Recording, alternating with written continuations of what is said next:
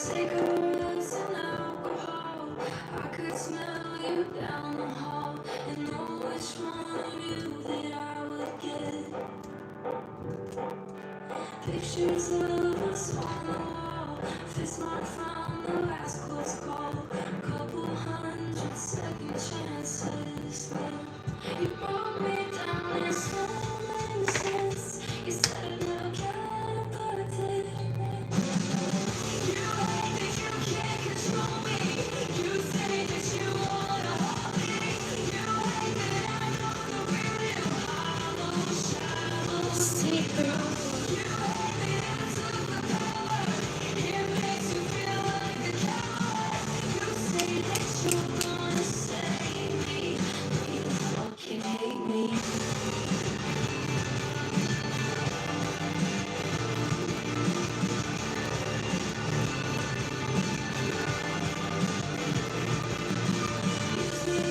Just like a drug, held me down and called it love. I thought that I had so much to lose. Another fight, another fuck, another never good enough. You hate me 'cause I'm better without you, without you. You hate that you can't control me. You say that you wanna hold me. You hate that I know the real you. Hollow, shallow, see-through. You hate that I took the power. It makes you feel like a coward. You say that you're gonna save me, but you fucking hate me.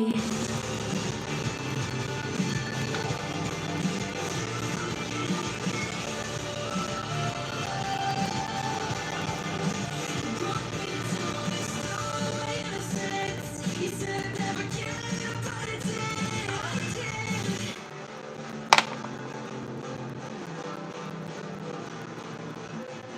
You hate that you can't control me. You say that you wanna hold me. You hate that I know the real you. Hollow, shallow, see-through. It makes you feel like a coward. You say that you're hollow, shallow, see-through. I fall hard easily. Out there you take the lead, 'cause you know it starts. I'm wherever you are. Feeling like chemicals, or something like animals. One more if you want me, just count me in like 1, 2, 3. If I get drunk with you, baby, will you make me regret it? Face to face until we're high and attention. Just a touch, I'll take it any way I can get it. I swear the more that you give, the more that I want.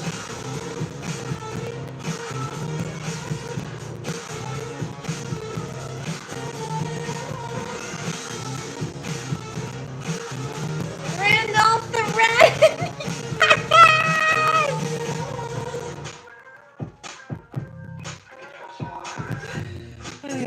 Thank you for the audio update. I figured. That's so fucking epic, dude.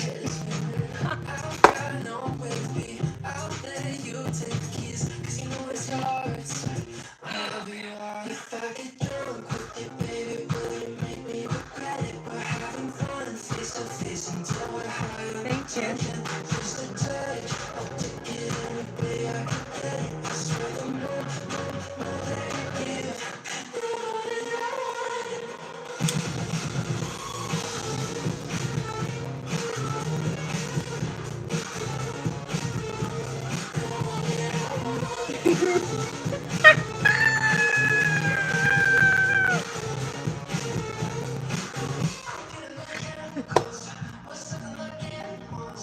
It's like the Irish version of Gandalf the Grey. I love it. Hi, Maxie, what's up? 1, 2, 3.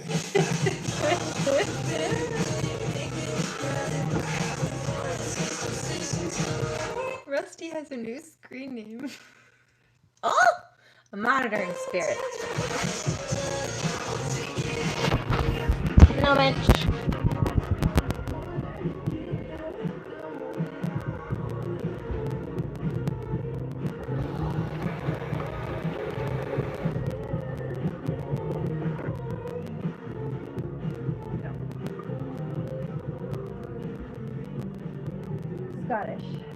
golf club.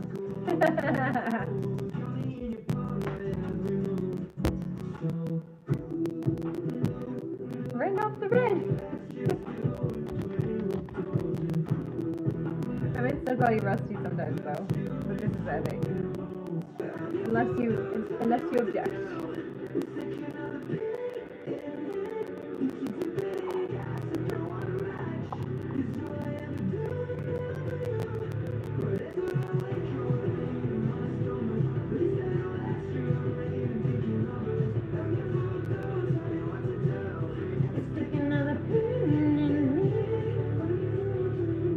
Oh, I told you they were playing with some voodoos.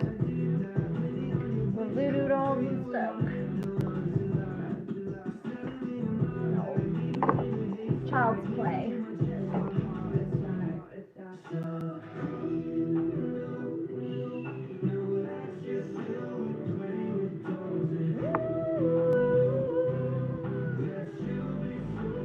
Oh, it's bad. Let's switch it then.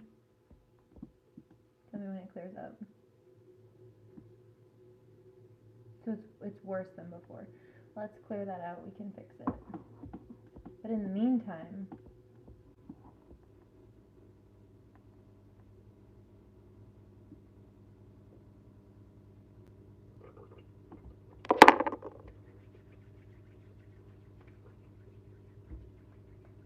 even my voice is muffled.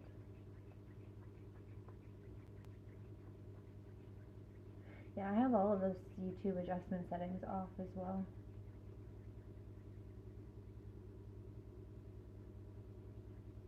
No, there shouldn't be anything. Oh. Is that better? Try that. Is there something blocking the mic? Is it better? Ah, that one was me then. That one was my bad. Thank you so much. How's the crackling now? Is the crackling still there? Sorry, that was a little loud. Good. Thank you so much. That one was me.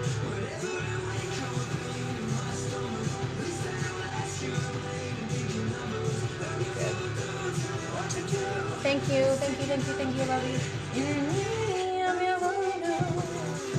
Speaking of, I'm feeling like crown chakra and third eye attacks, so let's clear that out.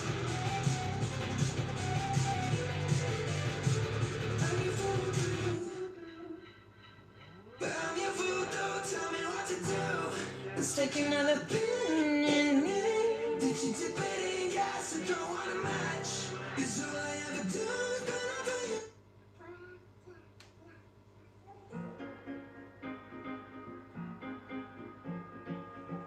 I like this one.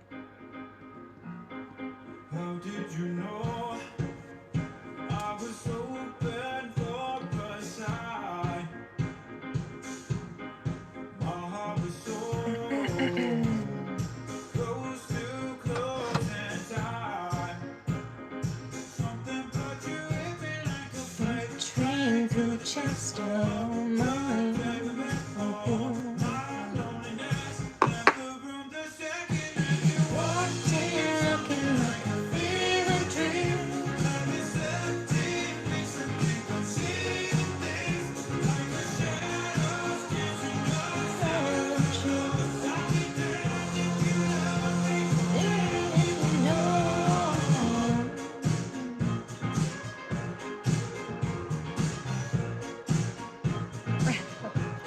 Yes, mate. Maybe it's fake, told you I ain't no liar.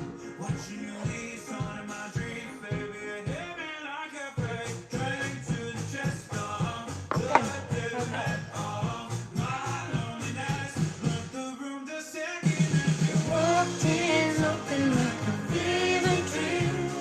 it's empty, weeks of people Same thing. like a shadow, getting lost out of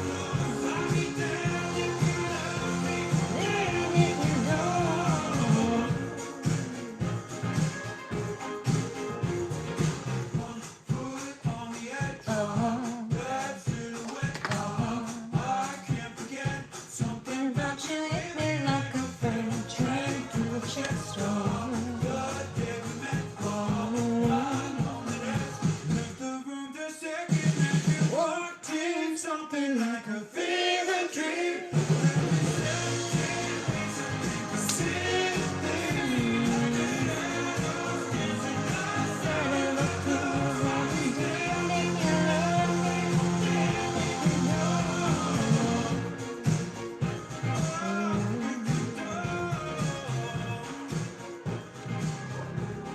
I like this one too.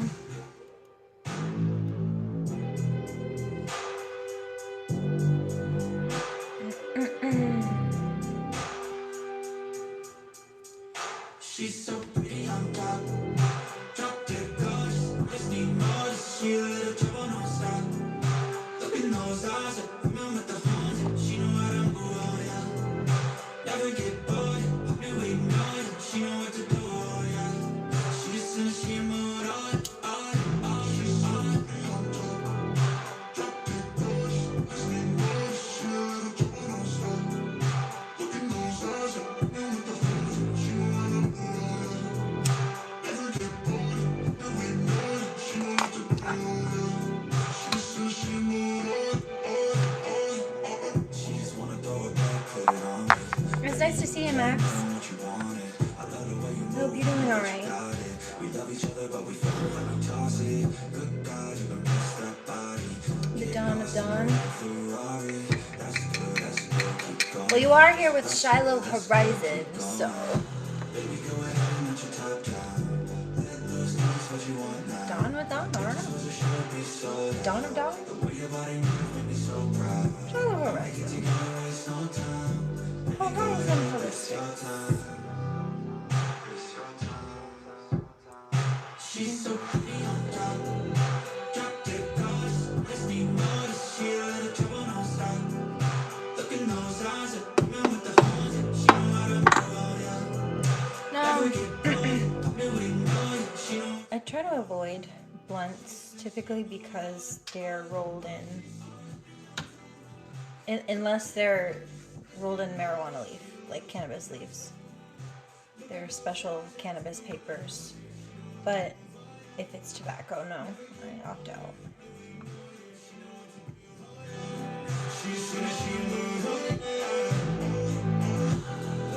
Good, good, good.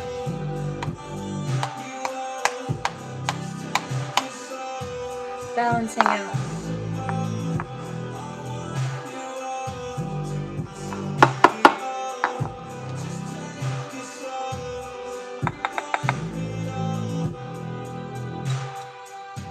What kind?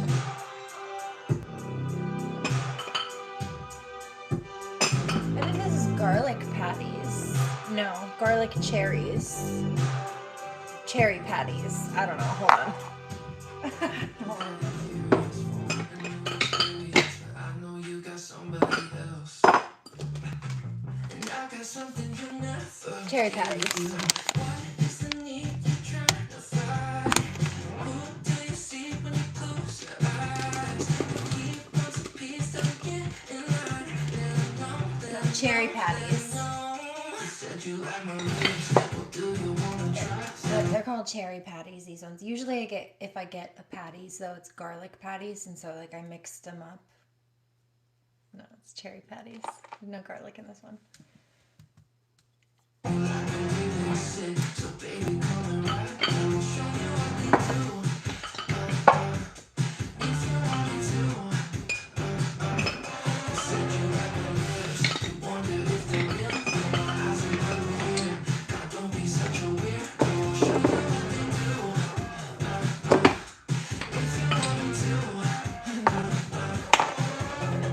Love life's getting dull. That's the reason that you call. You're just using me 'cause you're bored. Weekend festival, weekend night professional. That's what tinted windows are for. What is the need you're trying to fight? Who's in your dreams when you sleep at night? If he wants a piece, then get in line. Let him know. You said you like my lips. Well, do you wanna try? Say you like the way they sing. So baby, come right. I'll show you what we do. If you want me to. You said you like my lips. You wonder if they're real.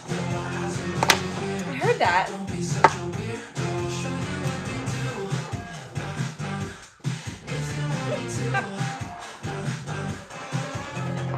You should keep your eyes to yourself. Hello, how are you, Leo? Blocks are tumbling down. I don't know, you're at home with somebody else. But you can't get the taste out your mouth. You said you like my lips. Well, do you wanna try? Family like the way they sit. So baby, come and Maybe come and ride down. The fuck? Need some chill stuff in my life.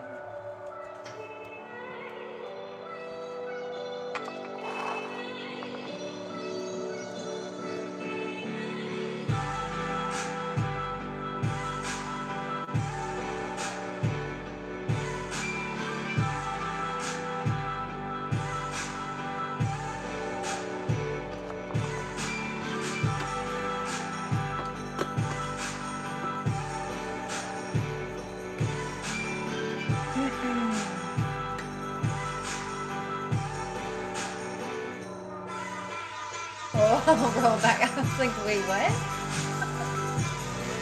That's fine. You're funny, bro. You're funny. Randolph.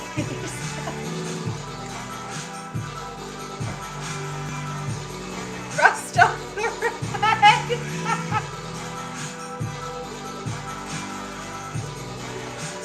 I love that. Hi, Dan.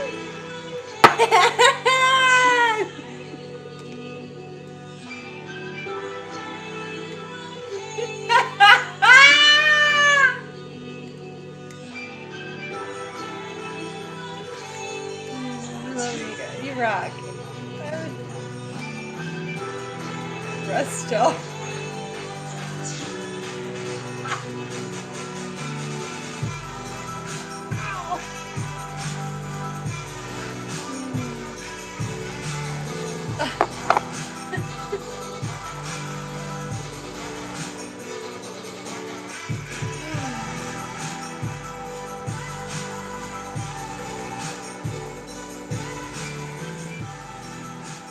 That was funny. It's okay. Sometimes that's what happens during a rebirth. Figure it out. But that was funny, man.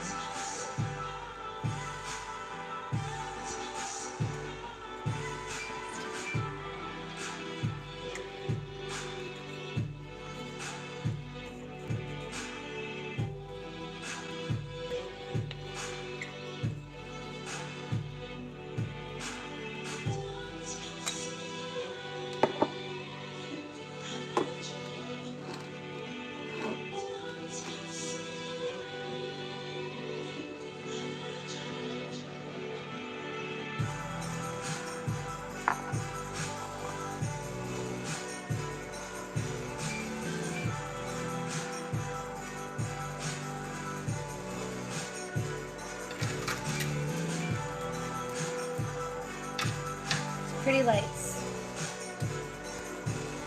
Track.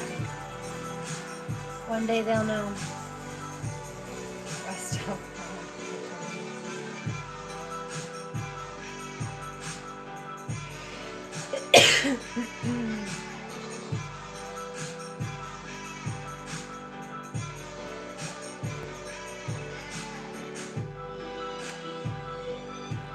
Hello.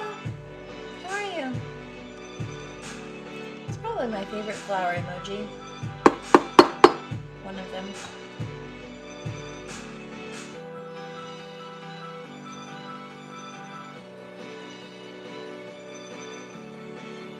My brain just wanted oxygen.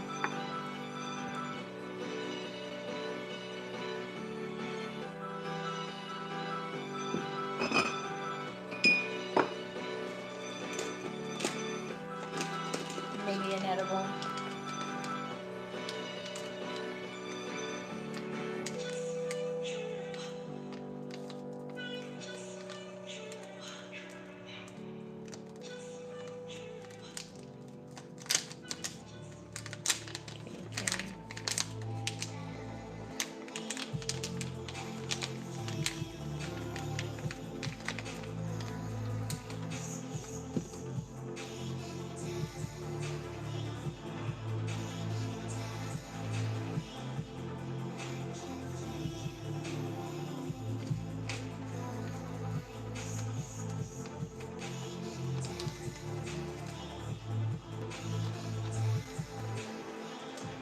Oh no.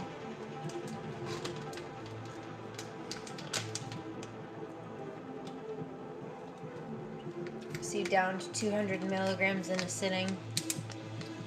That's too much, man. But that put you out, didn't it? You have nap time?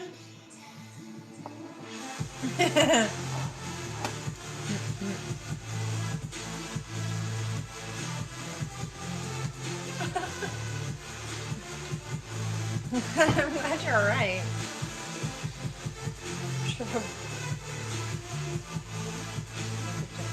Yeah, I do smoke joints sometimes, but I don't really like to add the extra paper in my lungs if I can avoid it.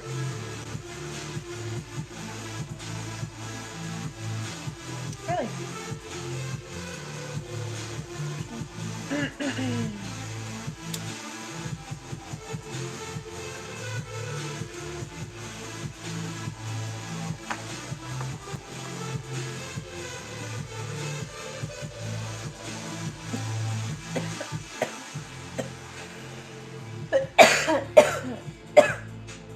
I do tend to prefer the glass. Dank.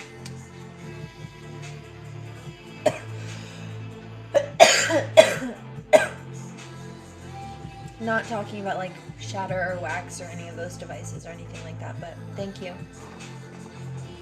As far as just regular flower goes, I prefer just clean glass.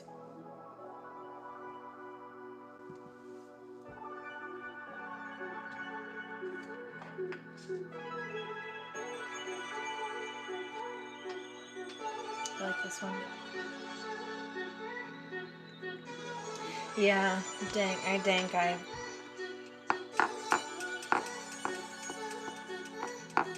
can't say I've ever had that. But I smoke a lot.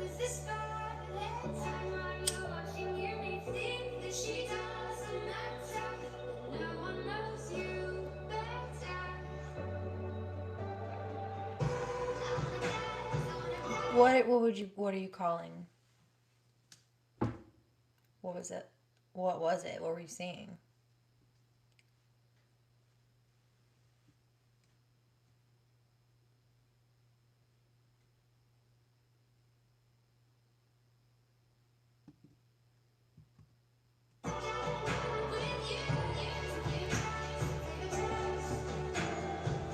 Seventh energy drink.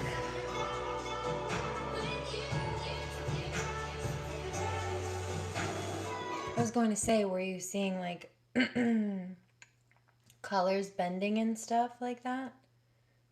Because that's probably not what that was. That was probably your third eye opening up.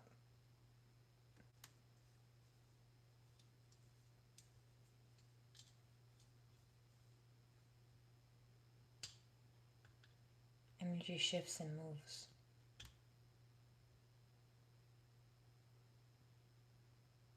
That's why I was asking. It's like, were you seeing energy move? Like colors move? Like auras shift and stuff?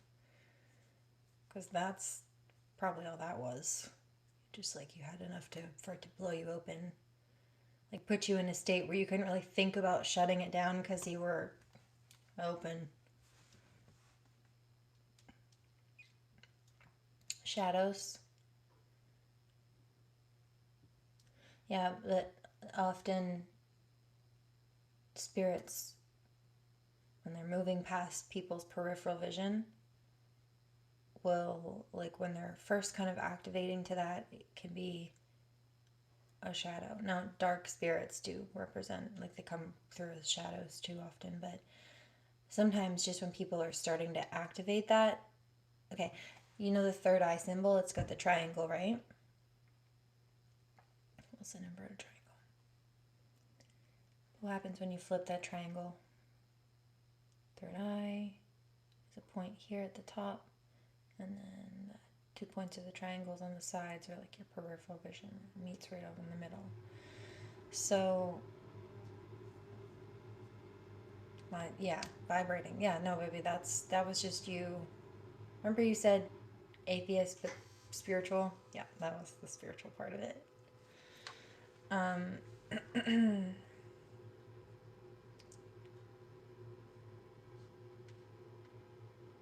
So, you can get to that state without flower. It's just that it can put people in a chill enough or a flow state enough space to kind of tune out the external chatter, including whatever life circumstances, either like whoever told you to tune those things out or whatever was just so overwhelming and distracting in life that you ended up tuning those things out just to focus on what was around you.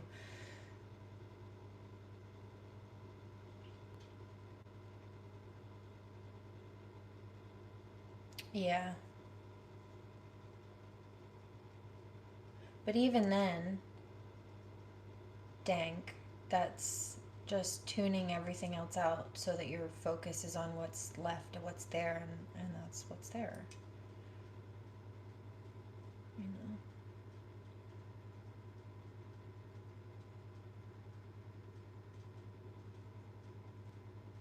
Because I can access that without substance.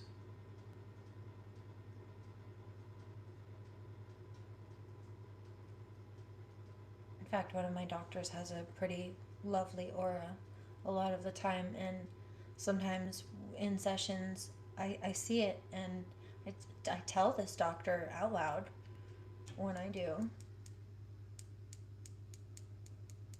They know. Doctors can absolutely be scientific practitioners and believe in medicine and fully respect medicine and then also understand spirituality. My doctor has crystals and angel cards in their office too, but they're a real doctor at a hospital, licensed.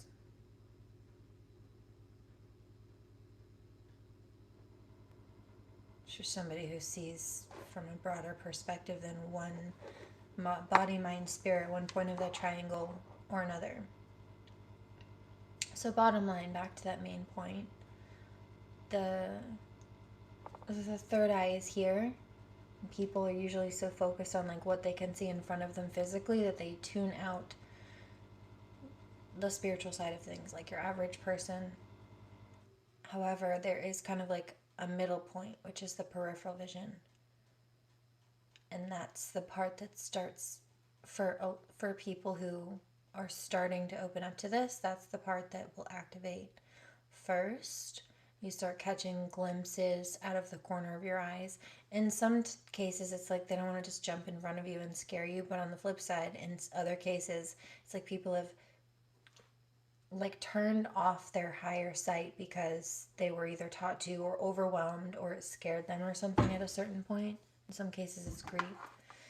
So, yeah, corner of your eyes, right? Like if the third eye, its symbol is a purple symbol, but it has an inverted triangle like this. Well, when you put that triangle upside down, it's here, right? Third eye, and then the peripherals on the side meets in the center point. Now I can see regardless, but it's because I understand how to see through everything there.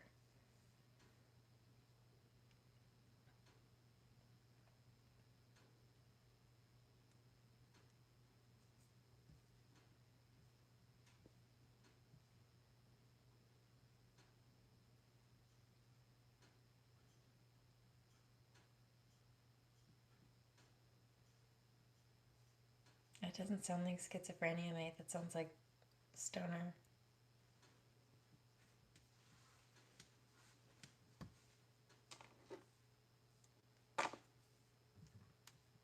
Go on philosophical rants and then space out for 30 minutes. Yeah, that sounds like weed and deep thoughts. Something wrong with that.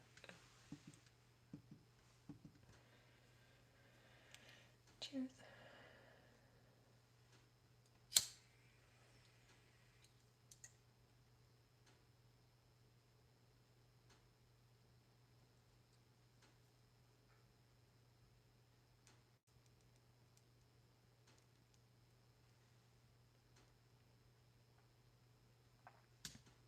She thought that was weird. The ex thought that was weird. I had an ex. When I was 18, he was not very nice to me, but 19.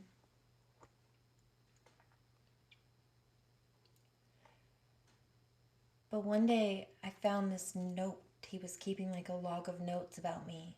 And it was all like dated, and it was like an analyst. It's like somebody keeping track of a science study patient. And anytime I would do something psychic or telepathic, just like absentmindedly without realizing it, he always used to ask me, "Are you a witch? Are you a witch?" And I was like, "No, why do you keep asking me that? I don't understand." Well, now I get it now. But I would, I guess, do all of these different telepathic things without realizing it. And he would keep track of it. Like, no wonder you didn't love me. You're too busy fucking studying me, you weirdo.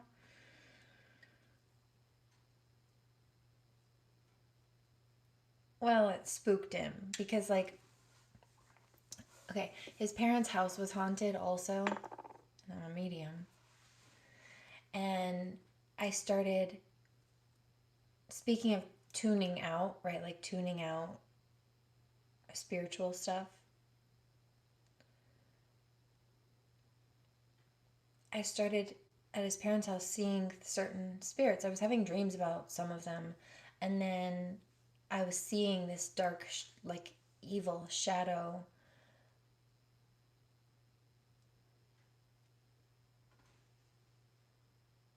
Like a shadow spirit, like looming over at the top of the staircase. When I went to go up the staircase, I was at the bottom of the stairwell, and this really dark spirit, like black energy, and it was evil. It was very dark and ominous, not nice. Just loom over, just stand at the top of the staircase, and like it was spooky as shit. And I was like 19, but he had grown up in this house. And when I started telling him this, it freaked him out. And he went to his mom and made me tell his mom and all this stuff because the house was old. It was like an old farmhouse, a couple 100 years old. So it made sense for this. I'll get into that in a minute. The basements were creepy as shit too. They were like, the basement floors were dirt, like packed dirt. Just like loose dirt, but it was all old from being so old. It was all packed down. Except for there were some, the dirt settles over time. There were some spaces inside the dirt where it settled weird. It was so creepy. It kind of looked like caskets or something was there. I don't know, creepy as shit. But yeah, I love that, man. Spooky. That's so cute.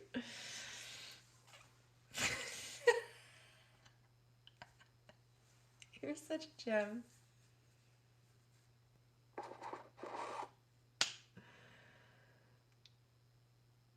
Oh, was it? Yeah, hearing the voice go, shh, that's creepy. That's creepy. So, there was a stairwell spirit, and then one day I was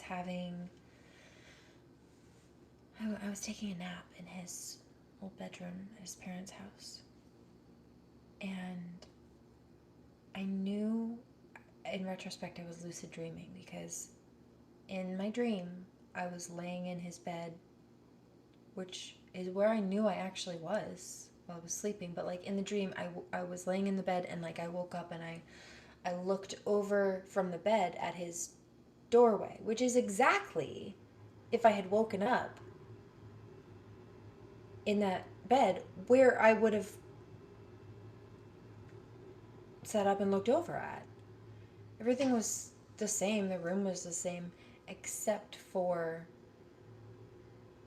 the door was open. And I know I closed the door before I laid down to take a nap.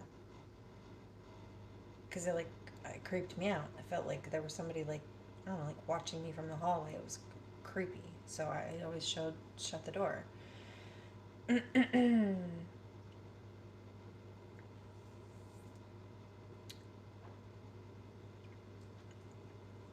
But in the dream, it was open. And in the dream, in the doorway of the hallway, it was like the hallway was dark, but I could see these silhouettes.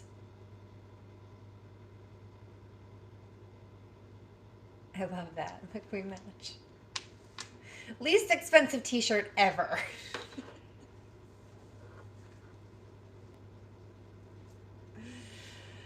So,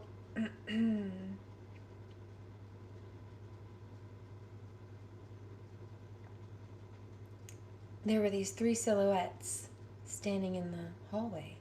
There was like this tall man silhouette, and then there was like a smaller, like a younger girl. I want to say maybe no more than 10 or 11.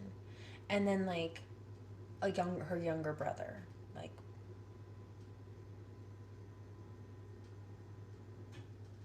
6 to 7 maybe.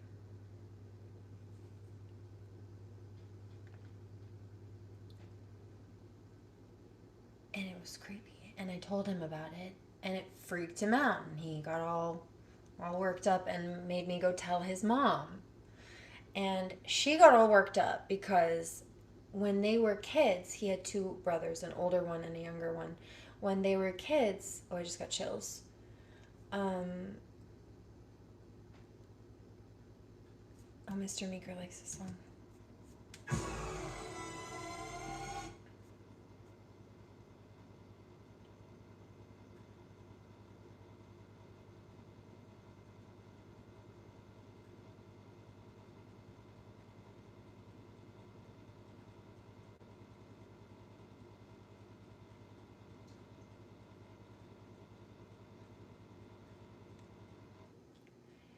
It can be, yeah. It can be a something, noticing something on the side. That's all. It's like the first step to focusing more directly on what it actually is, but yeah, it can be to get your attention in some cases. But that's for people who have that, right?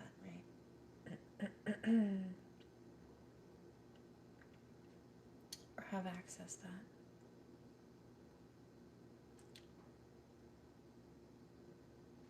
Yeah, especially if it's something that's dark.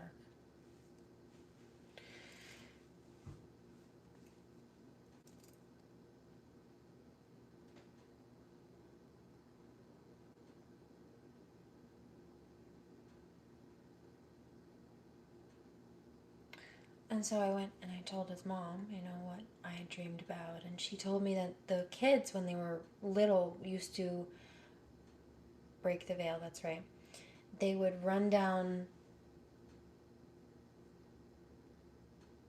scared, including this guy who had been my boyfriend at that point. When they were little, they would run scared and tell his mom, about like what they were seeing, because the kids also used to see this shadow spirit at the top of the stairs when they were kids. So it freaked them out that I, as an adult, they weren't seeing them anymore, but that I could also, like, nobody knew about it and nobody had told me about it, but I was also seeing it, and they were like, holy shit. Kind of like confirmed it for them. But they knew because the mom had a paranormal investigator come into the house when her kids were little. They're all adults now, but I digress.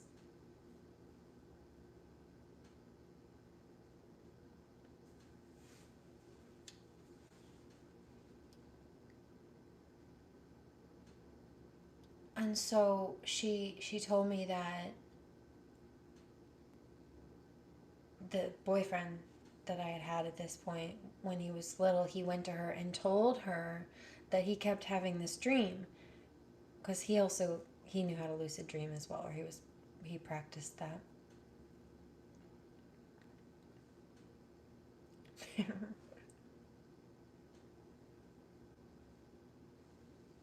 It's a problem, tell me.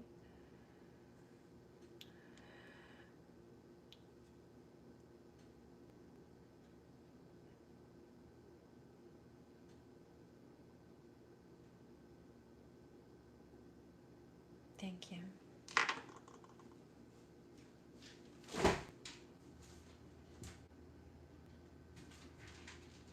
And my blood sugar crashing.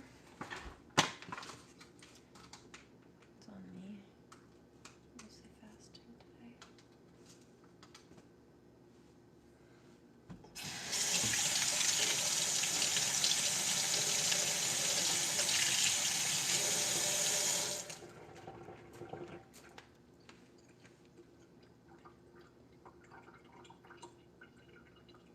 Look at this giant ass blackberry.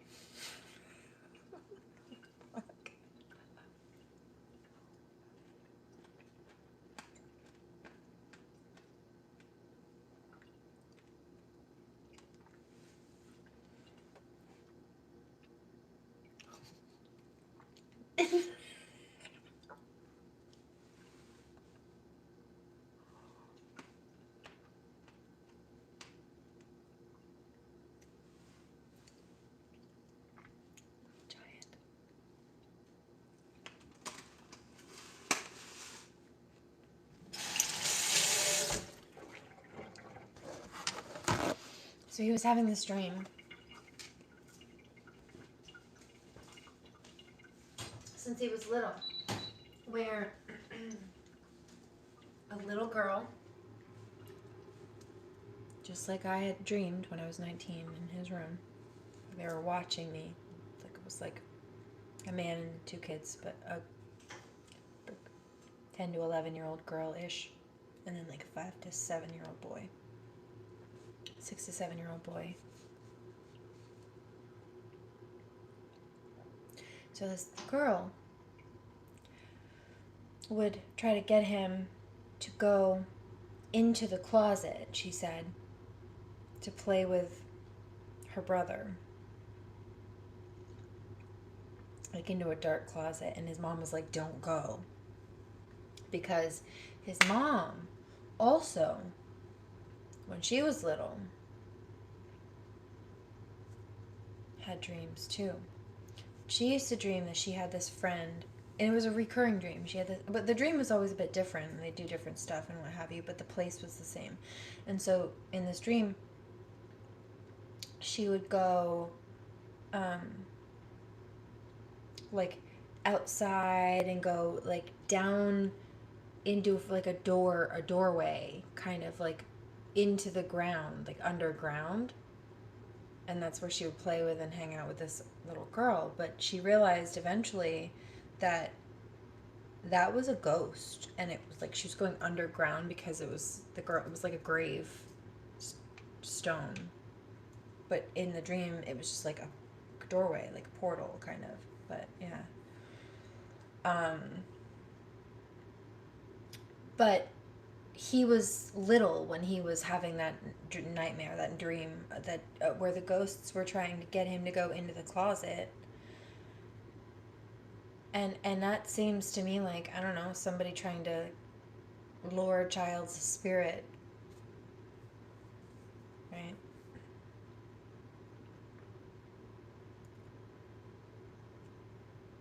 And she told him, like, don't go. Do not go into that closet. She knew. But then, like, 20 years later, not maybe like, I don't know, 15, 20 years later, because he was little when they were having this dream, I come into the house. He's never told me about this, but I start seeing and dreaming about the same spirits.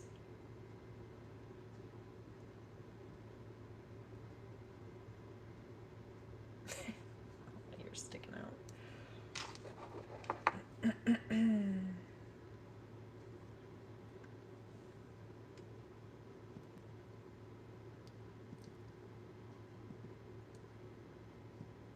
was interesting.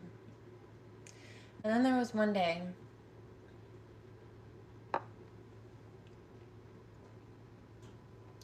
where we were sitting on a couch together, and there were a bunch of people in the room, and they were going back and forth and talking, and I was just sitting there quietly. Mostly he and I were both sitting there just quietly, people watching. It was quiet. Just listening and observing. We were sitting on the couch right next to each other, and at that point he didn't have a phone on him, and so I had my phone and he would use it if he needed to.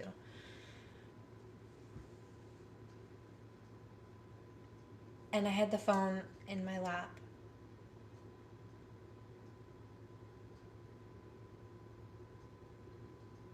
And I had this weird feeling all of a sudden that I needed to hand him the phone. I don't know why. And so absent-mindedly, almost like automatic writing, like I just, without thinking, I just like instinctively handed him the phone. And then I thought in my head, like, wait, why am I doing this? And I shook it off and put it back in my lap. And he looked at me all of a sudden and he said, why did you just do that? Normally 111, he didn't do this. Remember, this was the dude who would, like, anytime stuff like this happened, he'd, are you a witch? Are you sure you're not a witch? I'm like, oh, why are you asking me this? It's because I would do telepathic psychic shit like this all the fucking time and have no idea. Because he'd just write it down in his little notes and study me. Be mean to me sometime, a lot of the time. He was pretty abusive, actually.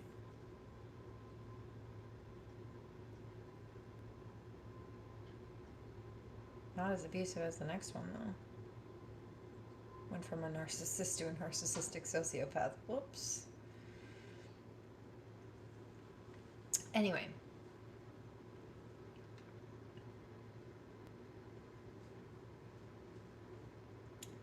And then Mr. Meeker, the wounded empath.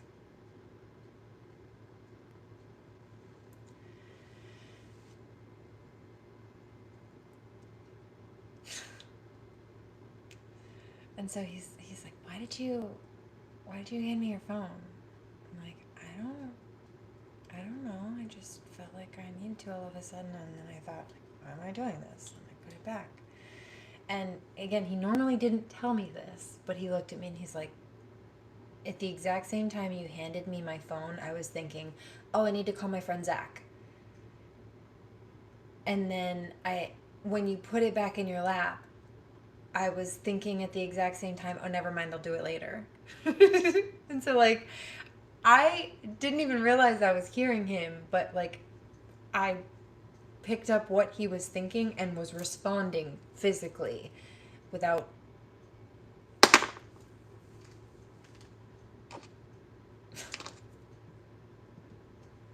19 years old. I didn't realize what was going on at that point. But yeah, that stuff like that happened a lot. The dreams and the ghosts, I'm like...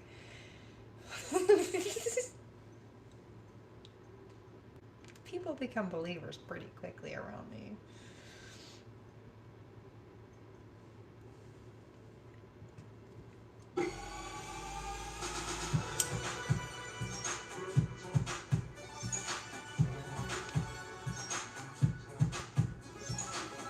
You don't have to have it multiple times for it to be a ghost dream. I don't know what you're talking about. I just saw that comment, but...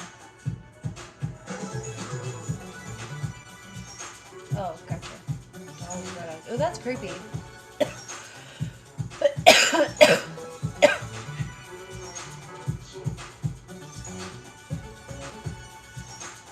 Thank you. You only had the dream once, Rusty?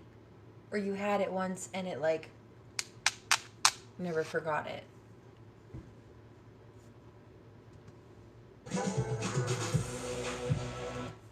Because, like, the red eyes, usually that's a sign of a demon.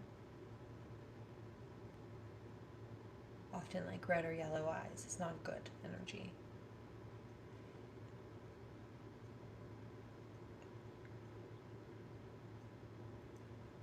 But the doll with the voodoo song came on earlier, that could symbolize possession. Or like, you know how they're like haunted dolls?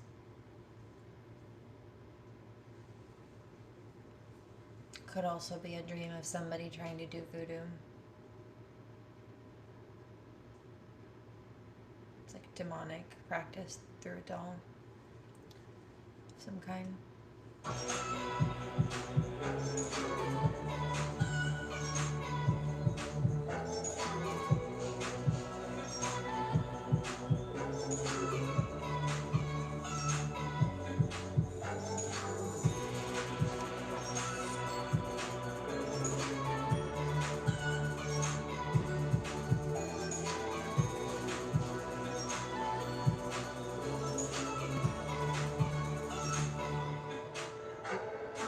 Oh, you were in a hotel.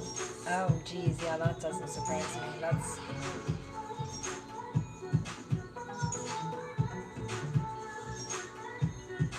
I was gonna say, maybe it could have been like an angry child, but I'm picking up it wasn't. That sounds like a demon. What the fuck? That sounds like a demon.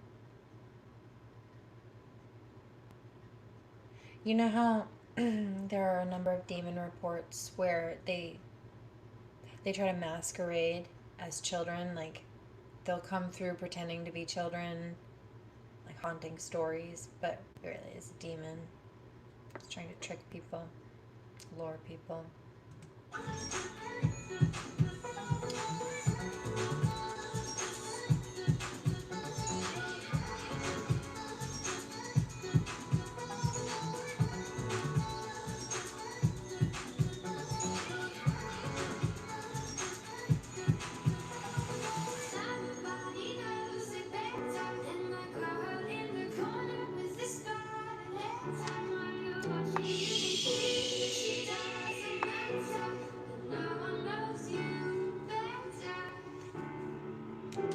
Odessa.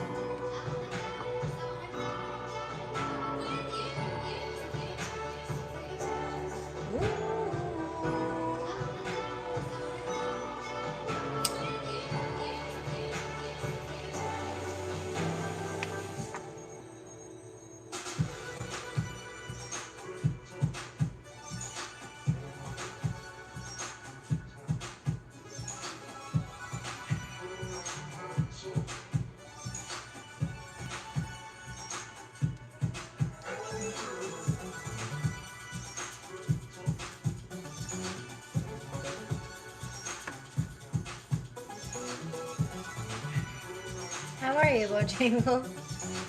That's quite a name.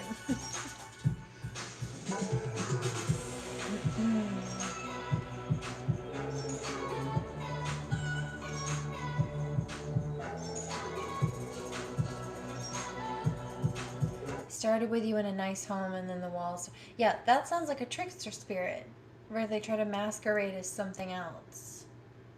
The red eyes kind of gave it away, though. That's not even just like an angry child. That's something else. Demonic.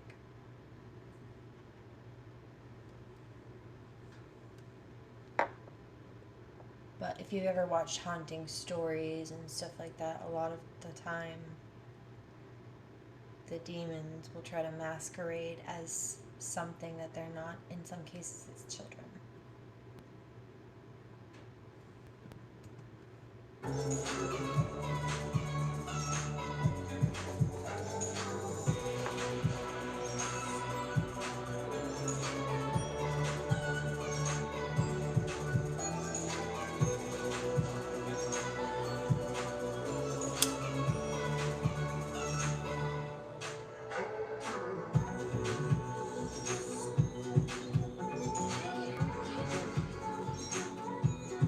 Sweet dreams.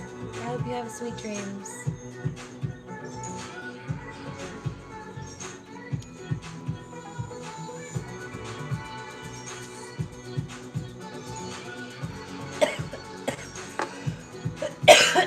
Bye.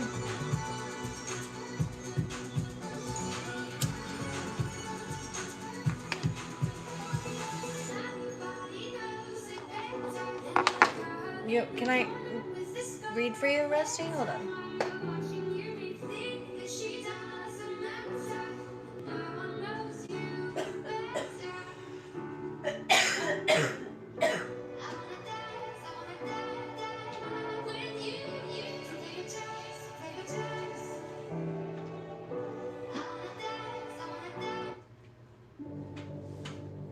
that song just changed by itself?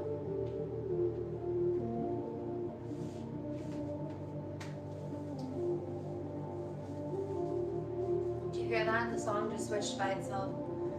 I didn't touch it. The control's over here.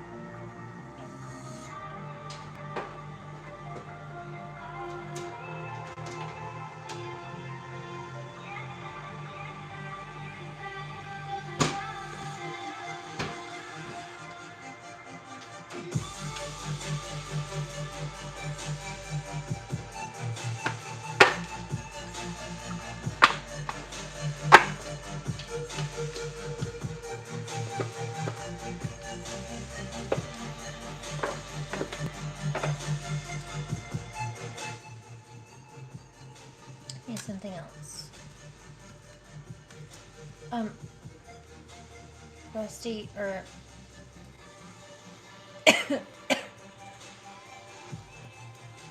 Randolph.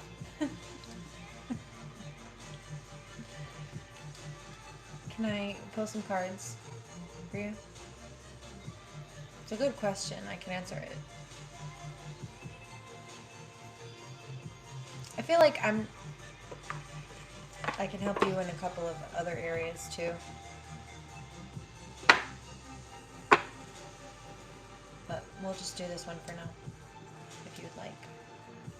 Cool. Let's see. I just got chills. 122 on the East Coast.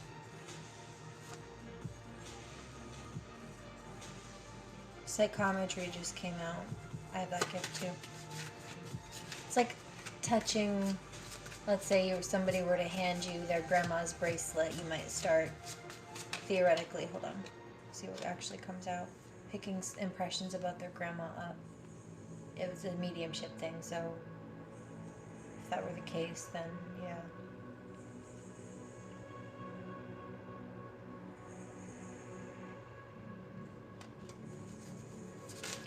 Whatever else do you suppose? Do you have any crystals that you use?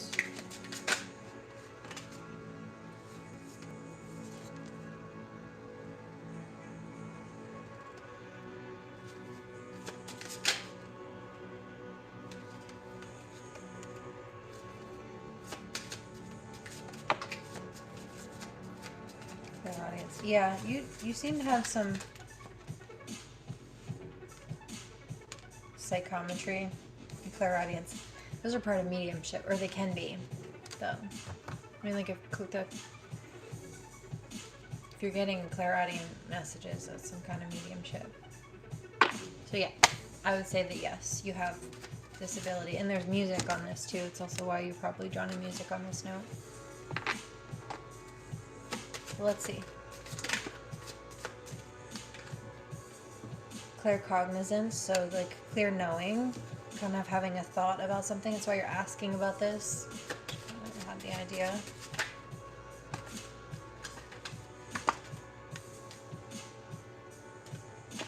Tea reading, of course, sure. Ayurvedic medicine, that's funny. Spiritual, not religious. I got you.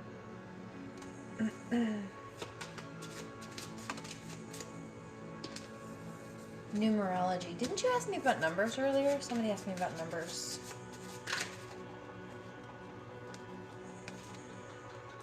Discernment and psychic healing. Yeah, another card came out too earlier for... had something to do with healing.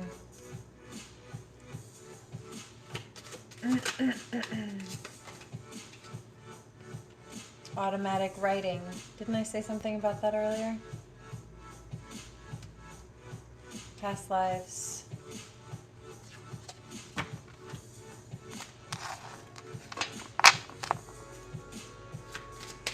Hold on. Thank you. Remote viewing.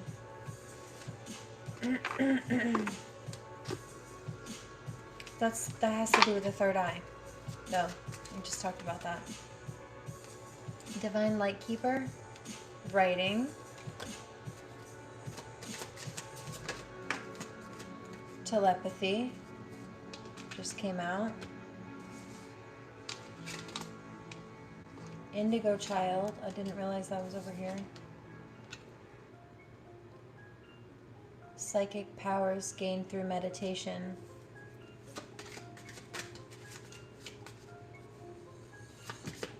No, somebody else asked me about numbers earlier. But numerology may help. I also just noticed the 122. You might want to look that up on the clock. Here. Joanne's Sacred Scribes is the website I recommend for that. It's their angel numbers. Creativity.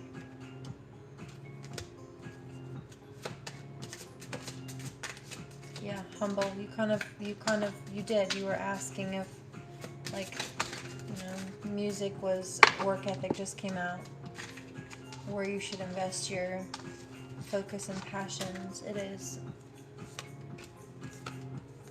Alchemist. You're somebody who can transform situations for positive benefit. The urge to assist the self.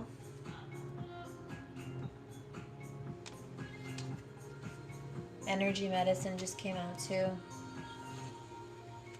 You were thinking about meditating when you first thought if you could be a medium. Clairaudience came out again in a separate deck. So yeah, you have music. Do you ever get a song that just like won't stop in your head? Listen to that.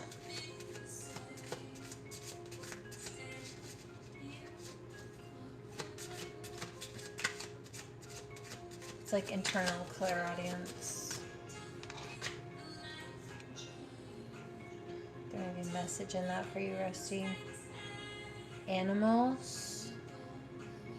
The urge to overcome difficulties through effort, reality, contact. Yeah, you're very grounded though, scholar and smart. Absorbing and integrating information. So, yes, you do have these abilities. Claircognizance came out. What was it? Clairaudience. Crystals may help you. What are you talking about? I've been reading for over a decade.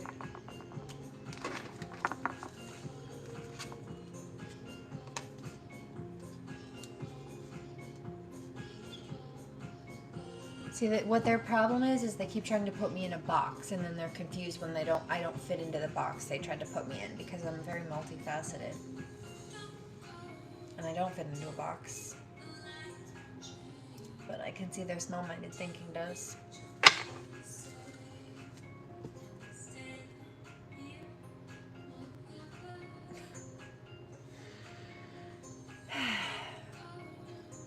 Excuse you?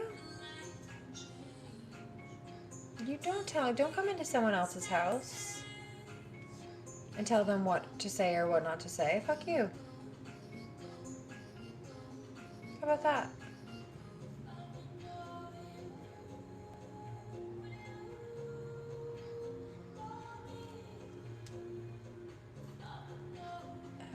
It can, Julian. Help. Boost your energy and intention. You still need to set boundaries, and in some cases, depending on the case, like, take action to clear the situation or cycle out, but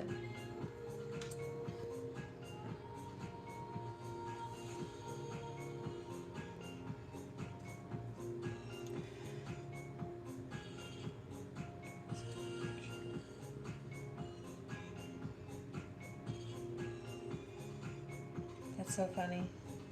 Okay, networking just came out and self-reflection came out. And so you kind of have been like taking a look at yourself and your life a little bit, but we just talked about meditation. Do you see that?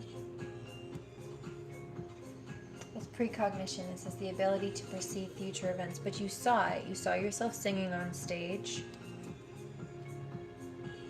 The urge to communicate, perception through skills or speech. This could be some vocal, so communication and mind.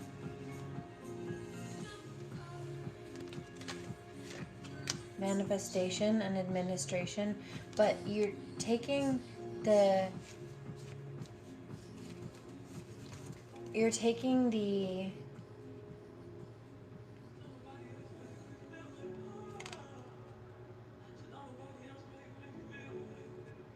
energy, the mental space behind things, the thought process, the desire even, and administration, like taking whatever action steps you need to bring these things into fruition step by step. Oh, guess what just came out? Mediumship. Oh, and look what's behind it. Music.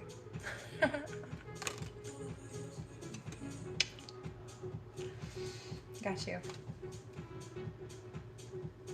Then keep scrolling. Fuck off. The urge to do what feels right. Power, vitality, self-expression. I don't quite like being told what to do, especially in my own house. Go.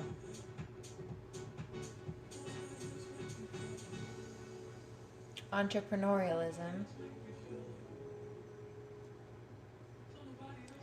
And so I feel like the networking card also has to do, yes, like the vibe tribe here, cat here, it's making me sneezy.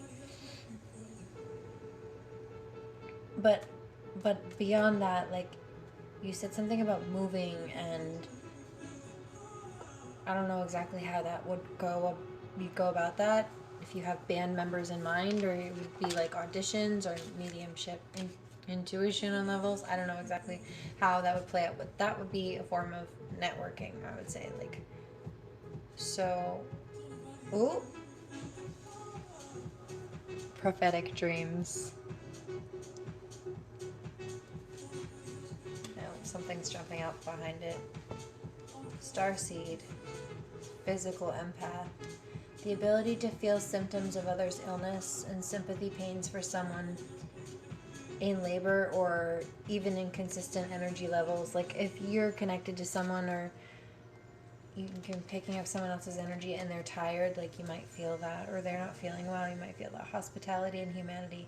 You have your empath abilities. Thank you very much for sticking up for me. It's also part of why you do that. Animal communication came out twice, so you do have connection to animals as well, and possibly the ability to like innately understand them. I do too, in a way that other people don't, or that doesn't come natural to others. Astral travels, yeah. Oh, the crystal. I keep seeing quartz crystal, and then what is that? It's either like, I think it's obsidian. It's like jet obsidian. I like obsidian. Jet obsidian specifically. It's really good. It's grounding. Like for my energy and my spirit. I love this. But I don't feel like physically weighed down by it the same way that I typically do with black tourmaline. It's different. But the quartz crystal will help crack open like the crown chakra. I'm also seeing another one, charoite. If you can find any charoite, that's a good one for dreams. And it's also like just a good third eye stone, but especially it's a sleep stone. If you sleep with it, it'll help with. Make sure to, even if you're just calling to your highest self, make sure to call in protection before you sleep.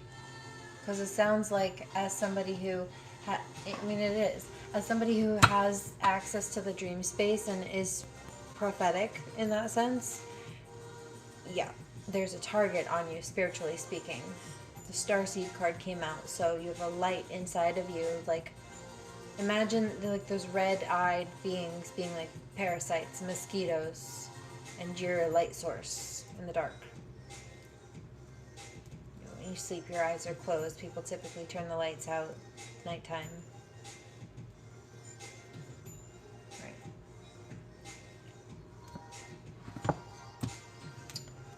So, there's that.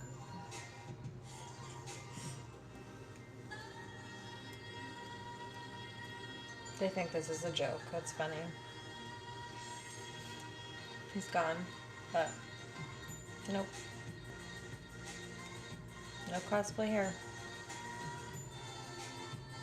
Oh, look. Crown chakra and the third eye. Oh, that bitch was sending negative, nasty energy. Gone.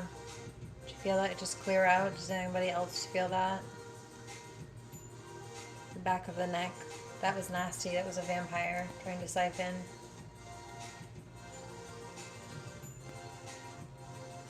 Yep. Does anyone else feel the energy clear out? Holy crap. That was really heavy. A person. Yeah. Like all, it was just like weighing down. Tension. Oh, and channeling just came out, Rusty. That's another mediumship card.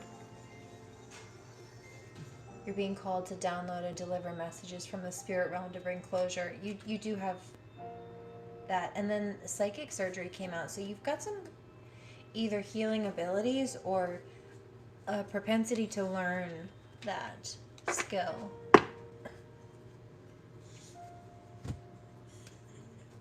But yes, mediumship.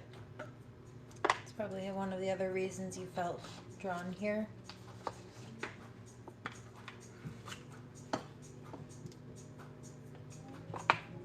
Is there anything else with this? Not this one. Is there anything else you want to tell me? Oh, you're welcome. I feel like there's a little bit more.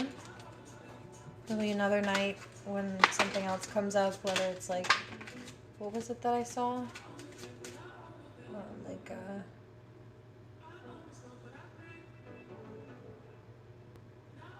I think it was like more specified life purpose, like something about the art. Art just came out, the music, or oh, and then love was another one that I was picking up.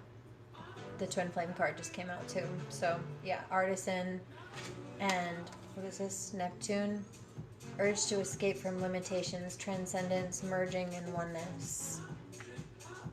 Right. So what? Oh, and Venus too. That's funny. Urge to be sociable and express affections, harmony, values, and beauty. Yeah. So love and like whatever this business or creative venture is that you've been wanting, and mediumship at the bottom. Again. And miracles.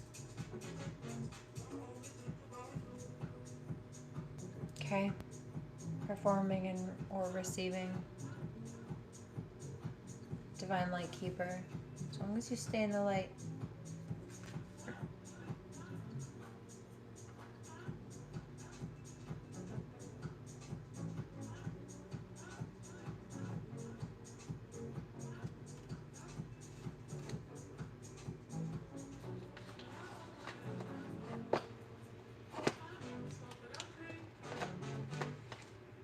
Witchcrafting just came out.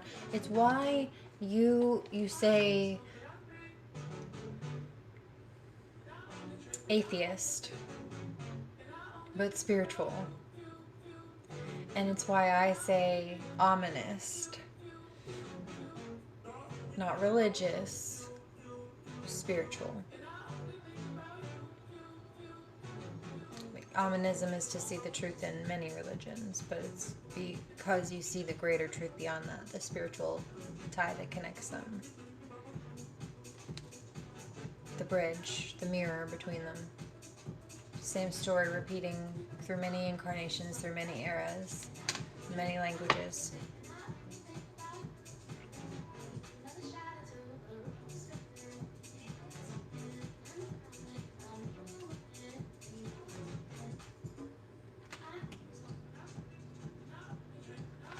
The healing too.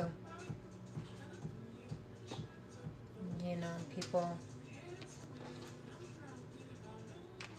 misjudge me a lot, misunderstand me a lot.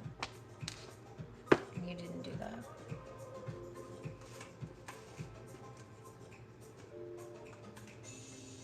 Have you stayed up for a couple of days and fasting? Yeah, I fasted most of today.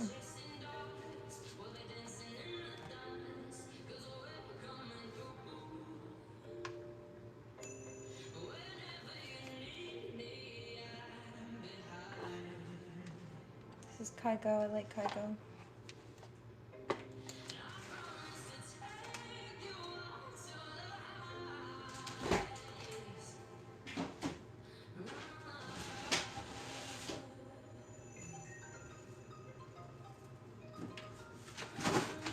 One of my OG favorites, actually. Answers come when you allow an open channel to all the senses, right? And sometimes it's meditation on a yoga mat, and sometimes it's just being in a flow state, doing the dishes, maybe listening to music. It's just being, right? Just being. Whatever it is. It's a flow state.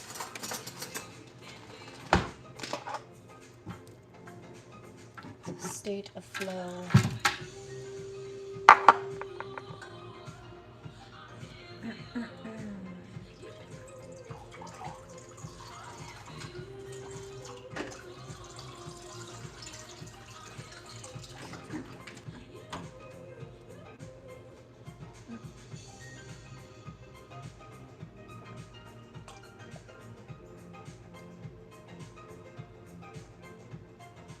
Same goes to you, Rusty. Obviously. Oh, sweet dreams, Dan. One love. Here, smokes to you. I hope you have the best night.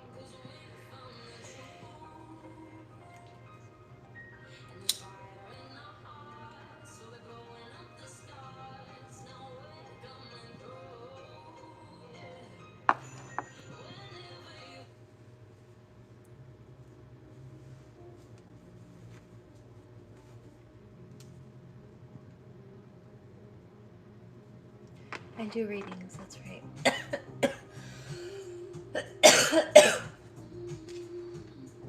feel like there's something else, though. Hold on.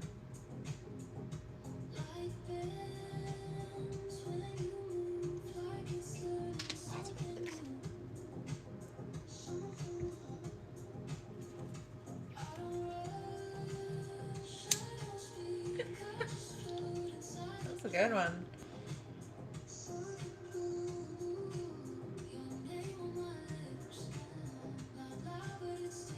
I'm looking at these now. I love this. That's cute. I forgot that I redid them to look down. I still have to put more sparkles on them though, but gems. I'll do that tomorrow probably. Maybe. We'll see. I don't know.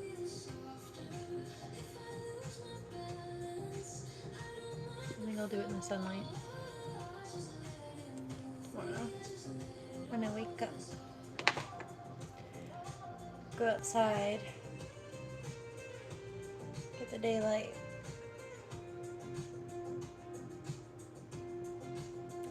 Jellyfish.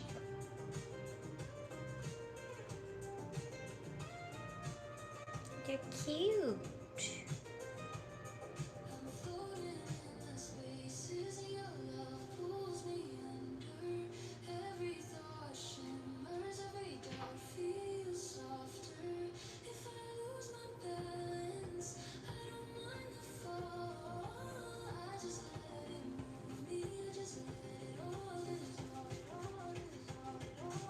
It's nice when it damp. I like this.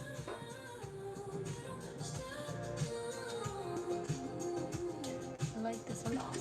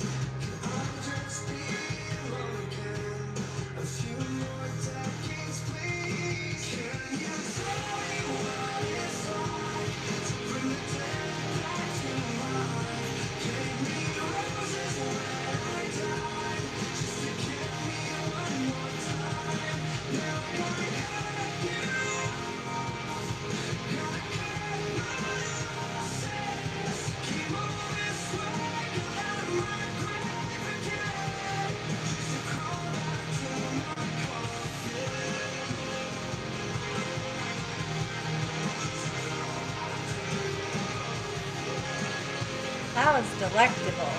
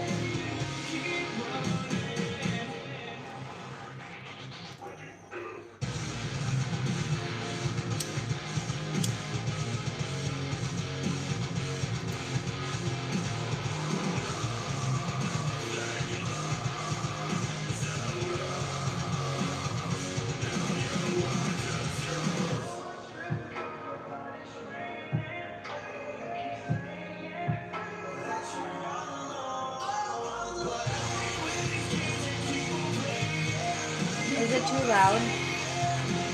Is it pitchy?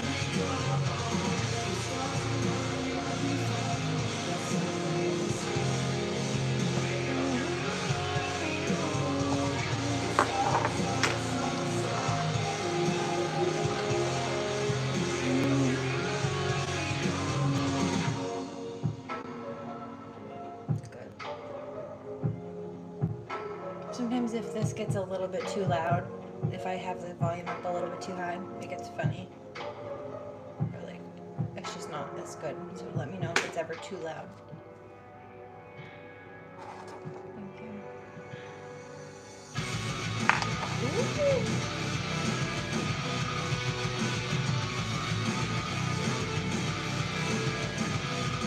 I'm gonna skip 2.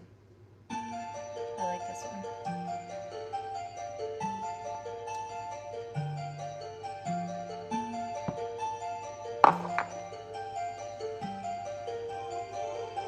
Well, are you gonna dance on the line with me? You know it's not a game or a fantasy. And I don't even know who I used to be. And nothing is the same, and some things have to change now. Are you gonna dance on the line with me? You know it's not a game or a fantasy. And I don't even know who I used to be. And nothing is the same, and some things have to change now.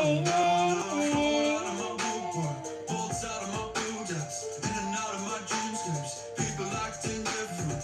One look at my past self, double take on my cash flow. Apologizing for shit that frankly I stopped thinking of years ago. And you know I deliberate on counting out the demons. I still need a dark side, they just need a reason. The passage of the hours into rushing through the seasons, falling through my mind with the leaves on the tree. So keep me alive, keep me believing. Now is the time to take it or leave it. Gave away all my blessings, left off weightless. Told apart by the true believers who turned out to be fine. Gonna dance on the line with me. No, it's not a game or a fantasy. And I don't even know who I used to be. And nothing is the same, and some things have to change now. Are you gonna dance on the line with me? You know it's not a game or a fantasy.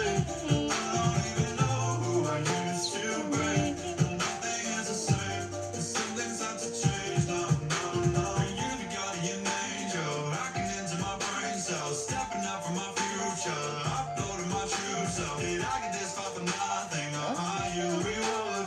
Counting hands in this house, opening news if this is love. And I am out of hesitation, head over heels of elevation. Walking an inch above the pavement, taking it stride by stride together. If this is real, then I am all up in a frenzy. Not right before when I was empty. Say that the story we tell is never ending. Taking it side by side together. Side on the line with me. You know it's not a game or a fantasy. I don't even know who I used to be. But nothing is the same, 'cause some things have to change now. I'm gonna dance on the line with me. You know it's not a game or a fantasy. I don't even know who I used to be. But nothing is the same, 'cause some things have to change now.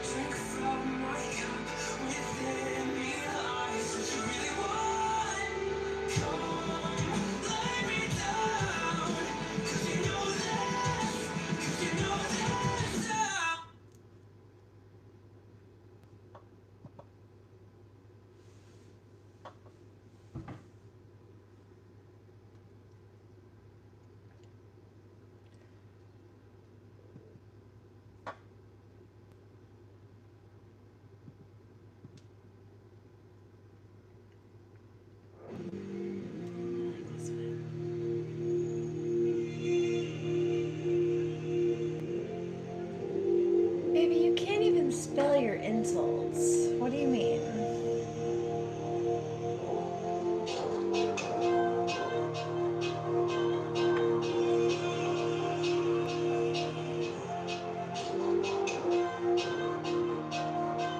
They get so mad when I'm happy or relaxed. Did you notice that?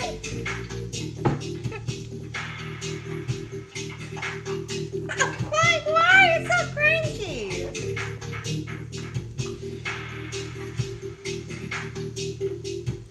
Don't be jelly. Just vibes.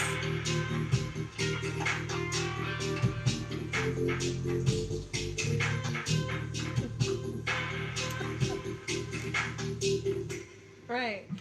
A mermaid doesn't lose sleep over the opinions of shrimp.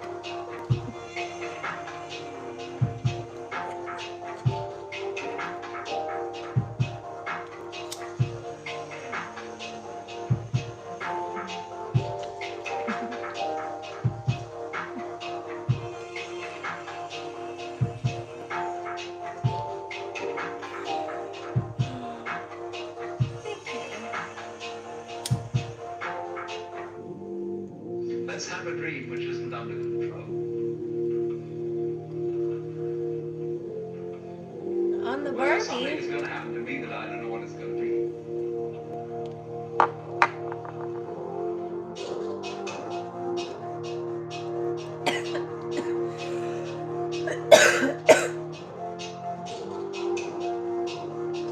Finally, you would dream where you are now.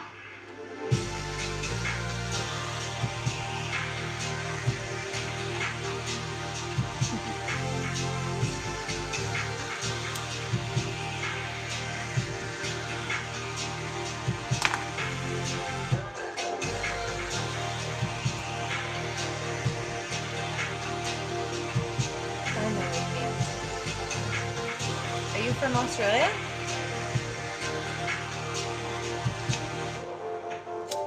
Finally, you would dream where you are now. You would dream the dream of living the life that you are actually living today.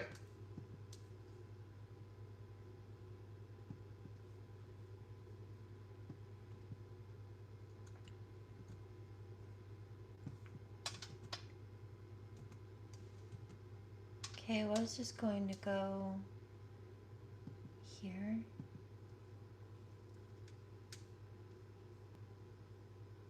But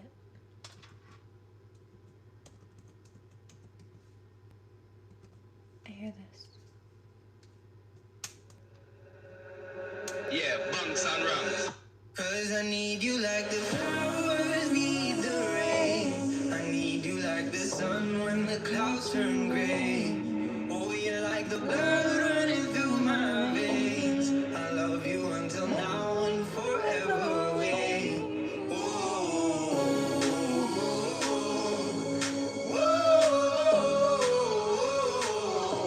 one step at a time, will you take me? Yeah, leading me down, don't leave me.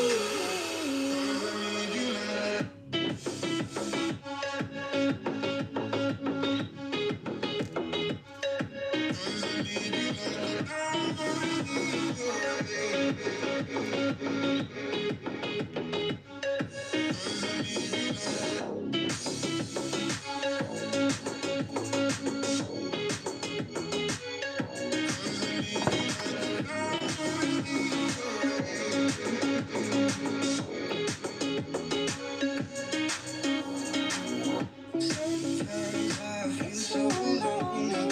Feels like there's no one around to hold me. And my head is dark and heavy.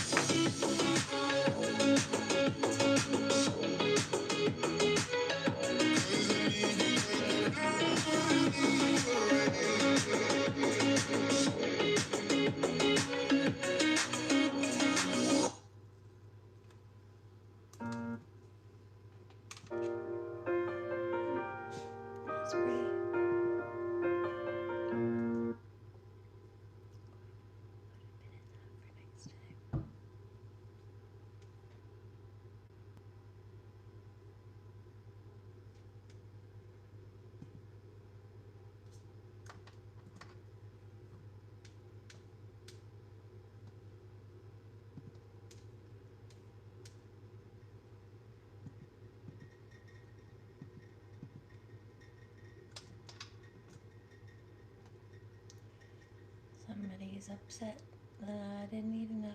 I did not. You're right. Oh well. Just let me smoke this bowl.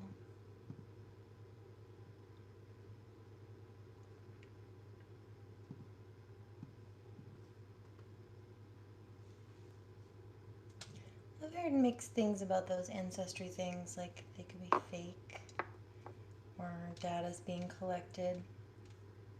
Be mindful about that. I'm not exactly sure, but it's a little sketchy to think about. I don't know what's going on right now. Okay, so this is that. Oh, this is a long one. Goodness. Guess we'll be here for another hour. Almost 50 minutes. This is that chapter. You put out a new one today. I haven't watched this yet. The Case of Zachariah Anderson. I want to know where you were Sunday night. I just told you. No, you think you told me.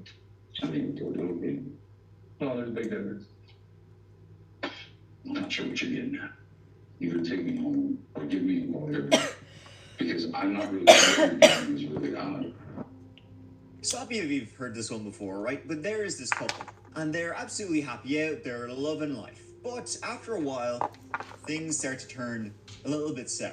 Things ain't so good, and the relationship turns into a relationship. However, some people don't move on so easy, and obsession grows, jealousy develops, until finally you end up with a victim, a murderer, and an investigation into something terrible that happened. Hey you, and welcome. My name is Mike, and in this whole video, we are going to look into the case of Zachariah Anderson, a man some believe to be the embodiment of living horror, while others believe him to be an innocent man. You know, while a devil draped in blood framed him for murder. But who is that devil? Whatever happened at trial was undefinitive. It definitely isn't. There's so much truth that's missing. There's so much story that's missing, and there's so much that is modified. You know, that it's, I think it was obvious to most people that watched the trial that there was information that was definitely corrupted. That's the biggest question of all. But before we get into all of that, please subscribe to see new stories for the dark every single week. Now, let's give it a go. 11:11. 2:11. Make a wish. Kiss the clock.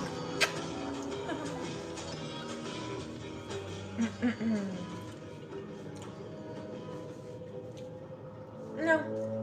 Remember numerology came out in your reading, Rusty.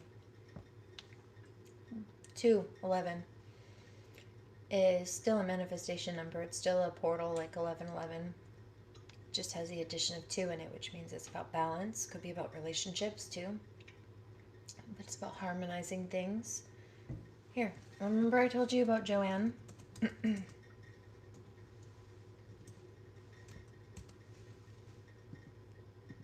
Check this.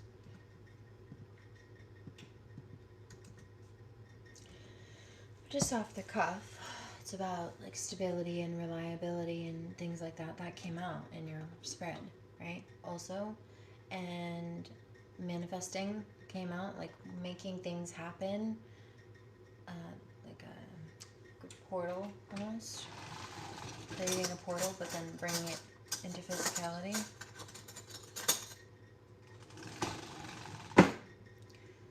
And then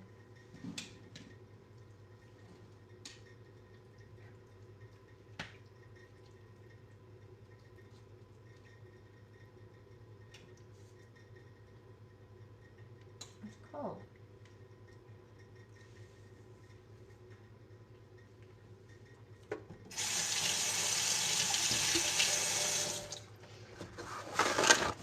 That actually breaks down into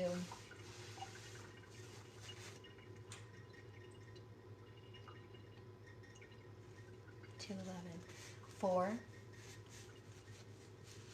So it's about moving in a new direction, or specifically navigating in a new direction.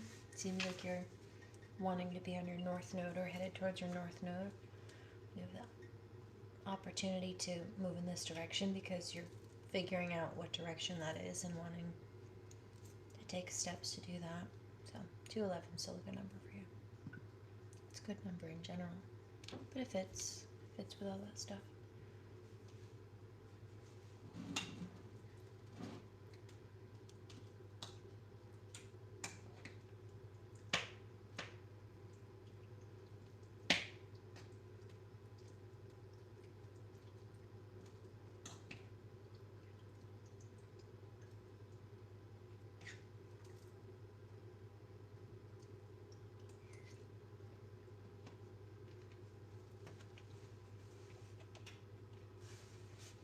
Better.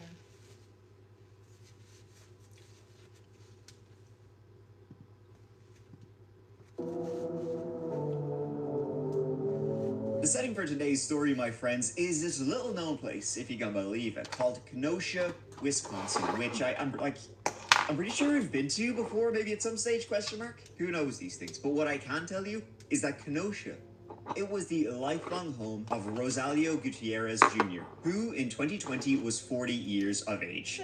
He'd always been a local boy, graduated from the University of Wisconsin with a degree in criminal justice, which is ironic for the story. Most people start noticing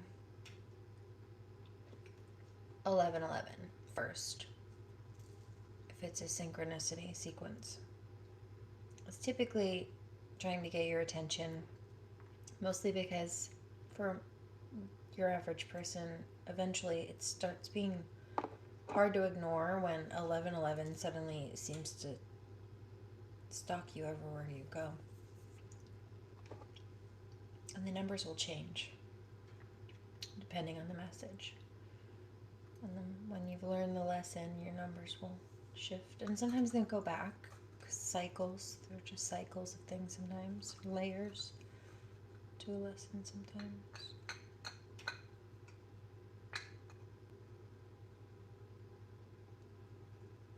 There's not bad numbers. Understanding them so you can work with them to alchemize. Flow with it. And was most recently working in property and construction. I would recommend that website. First of all, she has the most numbers out of all of them that I've seen. I hear that Big X the Plug song. The breakup song with Ella Langley, I think. So be mindful of lurking, stalking, exes trying to spin the block or whatever. Throw people back in. I've picked up people lurking on my page.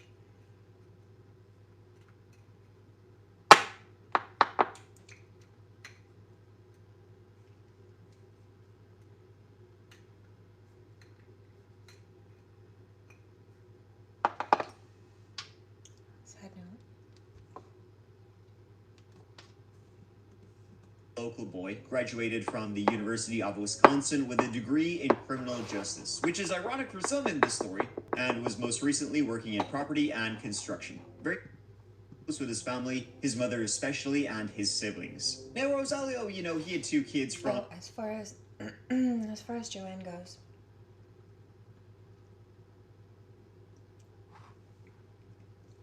the number was first following me around. Cat hair in my nose is running.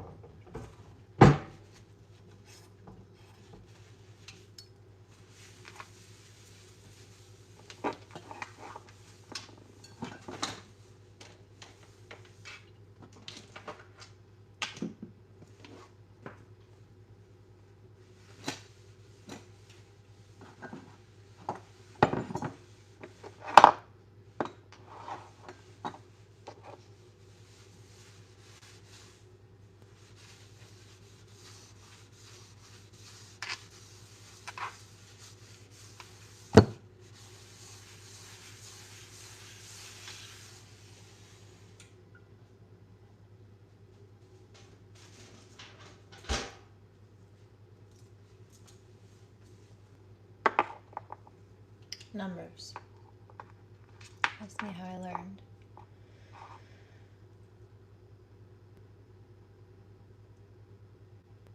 $1111 started following me everywhere. And then when I realized this, I found this website, and it was more descriptive than any of the others. There were more number sequences, like she put more work into, instead of just your basic generic copy and paste stuff, it was more depthful. But beyond that, what I would hear a message from, we talked about the clairaudience gift that you have. I would hear a message clairaudiently. Could be a song, could be like a word message. And at the same time, sometimes I would notice another synchronicity like out in my surroundings somewhere at the exact same time as that. And then also I'd catch a number on the clock. And then I would go look up that number. And this was when I first found this website, right? And whatever the angels had just said or sung or whatever it was in my ear,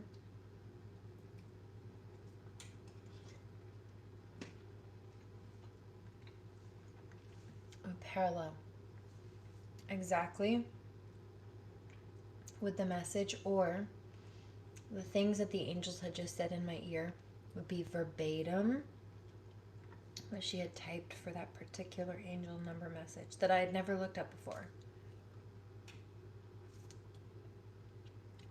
But there was no way to fake that. I knew she was legit too.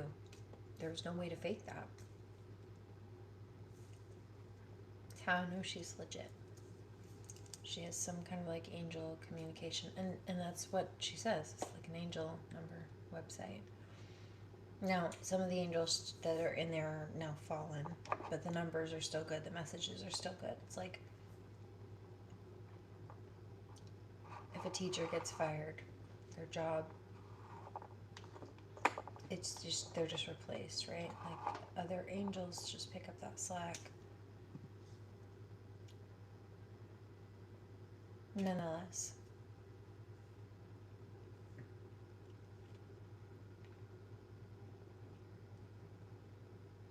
I knew Joanne Sacred Scribes was legit for that reason.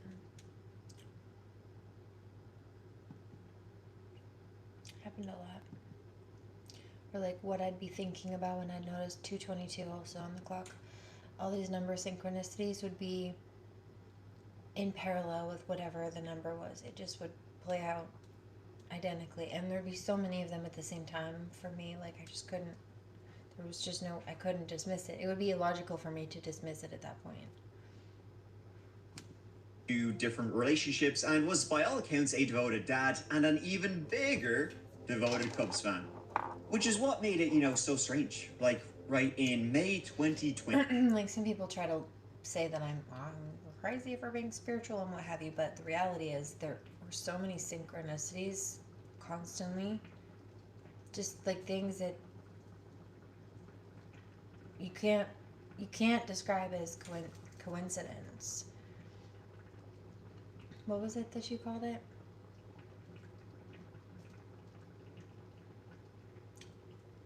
Reasonable. It would be using poor reasonable deduction skills at that point.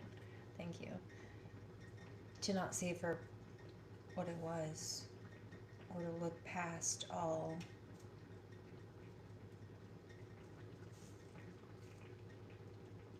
of the empirical data. There's just no way for all of that to be coincidence. It's too patterned and parallel. It doesn't work like that. So consistently, constantly. When absolutely nobody, It's not mathematically logical. Nobody could get in touch with him. His mom, his brothers, nothing. Which was just like, very out of character for him. People started to wonder, is everything okay? Is he okay? Well, it turned out he was pretty freaking far from okay. At the time, Rosalia was dating a new woman. Her name was Sadie Beecham. They'd only been dating a few months by this stage, since around mid-February 2020. They had met on Facebook. And Sadie, too, she had not been in touch with her new fella for a fair bit come this mid to late May 2020. In fact, after not hearing from her new boyfriend Rosalio for about, I want to say 36 hours-ish, she was like, right, I'm gonna go have a look at him. You know, she had last been speaking with Rosalio. He'd last been heard from anybody Sunday night. And now it was around Tuesday midday. That's when Sadie finally says, listen, here, I'm gonna sort this out. I'm gonna get to the bottom of this. Sadie ultimately went to Rosalio's apartment, 3709 15th Street, to see what was up, see what he about. The last time Sadie had talked to him was 2 days earlier, in the evening. It was a Sunday. He said he was dropping his daughter off, and then he was going to hang out with a friend named Mike. That was about it. Nothing since. He wasn't replying to any texts, answering any calls. Now, his vehicle, two of them, he actually had two cars, if you can believe such a thing, they were parked out front of his place, his apartment. No signs of movement, though. No lights on, no.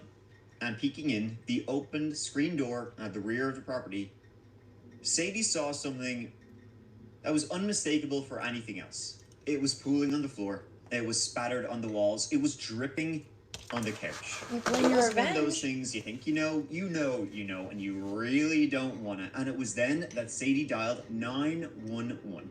This was shortly after 11 a.m., Tuesday, May 19th, 2020.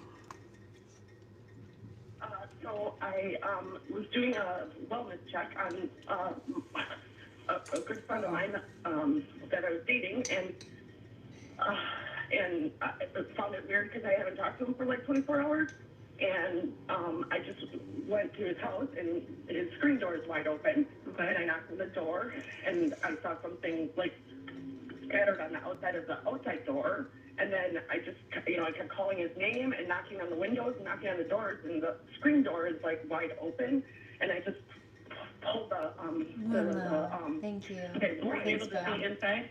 Yeah, I pulled the blinds back, and there's blood all over the floor in the living room. And I see him at all anywhere? I didn't go any further. And what's his name? Rosalio Gutierrez. Okay, do you know how old he is? 40. I get weird vibes about her for some reason. And you can't see him at all, though? I didn't go any further, no. Okay. I'm afraid. I just saw blood on the floor, and that's not normal.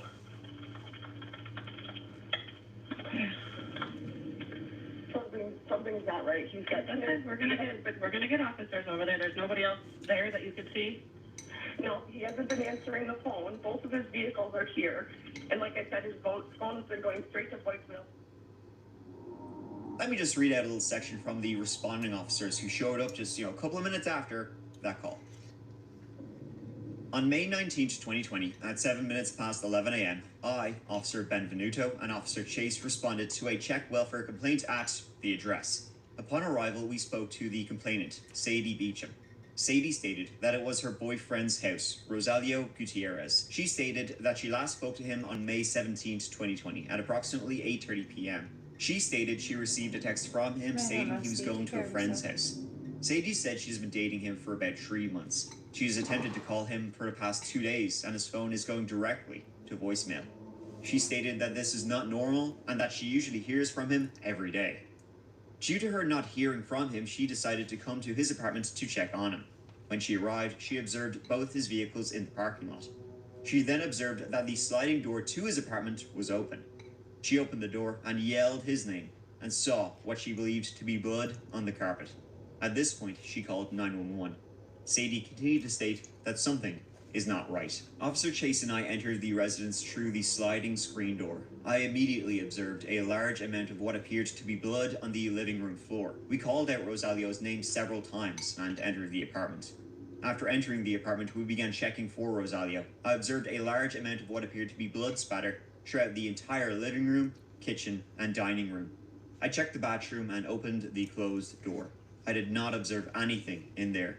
I observed Officer Chase open the bedroom door that was closed. We did not observe anyone in the apartment. There was a significant amount of blood spatter all over the living room, spreading into any possible place it could. There were also no signs of forced entry into the home, so whatever happened here was already pretty odd. But to say that something terrible and horrifying happened here would be a bit of an understatement. There was also no sign, absolutely that many signs, zero, of Rosalio Gutierrez. Like, was he the victim? Was he the killer? Likely he was the former. Forensics would judge that from the front door, the main door into his house. Judging from the spatter around it, somebody had opened that door and had been attacked immediately. They had pushed into the living room with blood spreading out like a miasma through the entire apartment. Then in the living room, the victim collapsed and the murderer, bathed in blood themselves, hit and hit and hit and hit until they were satisfied. And it took a long time for them to be satisfied. Judging from the pooling blood, there was a straight line on one of the edges, so there likely had been something there, a rug, a carpet. The victim had been rolled up into that rug and then dragged out, collapsing into the shadows. The front door had been where this attack, the entire incident, started, but when the police got in there, started going around, it was locked. Something the killer must have taken the time to do. Yet then they wrapped up the victim in a rug, brought them out the back door, or the open screen door in the patio, and left that open and unlocked. There was a couple of weird things, actually, like in the house. Rosalio's wallet and stuff was found on the couch, yet his phone, nobody could find it. In fact, it wasn't until the next day, May 20th, it was found, Rosalio's phone was found in his freezer with a couple of credit cards in there. Why did the killer, we can presume, what kind of mad shit was he doing, putting the victim's phone into the freezer? Maybe he wanted to save it for later, didn't want it to go bad. And this was an apartment complex, right? So, the police, they went door to door, knocking away. Did you hear anything? Did you see anything? Two neighbors would say they heard loud noises on that Sunday night when it's believed Rosalio was killed, because that's, when people stopped hearing from him. But because Rosalio, he had two kids, they were presuming, he often had his kids over, so they were just like, wrestling or something. Searching the area outside, they found nothing, no evidence. Rosalio was completely missing, and Rosalio was not a small guy, so he would have put up a fight. He'd been taken. Yeah, and the taker had left nothing behind. Except grudges. See, one of the first people Sadie mentioned as a possible suspect in her boyfriend's likely homicide, I mean, we can beat around the bush here, but with that amount of blood, I don't think he was walking away from that. Something terrible and dark happened here. One of the first people, though, Sadie says, here, listen, her own ex. In fact, Sadie mentioned his name to those two responding officers who showed up initially, before detectives even, got involved. She said, I'm not saying he did something, but he could do something. The he was referring to Zachariah Anderson. Then later, when she began speaking to detectives as a proper case began to unfold, there was no could anymore. It was like, he did something. He was angry, he was upset, and he did not believe that anybody deserved a happy ending.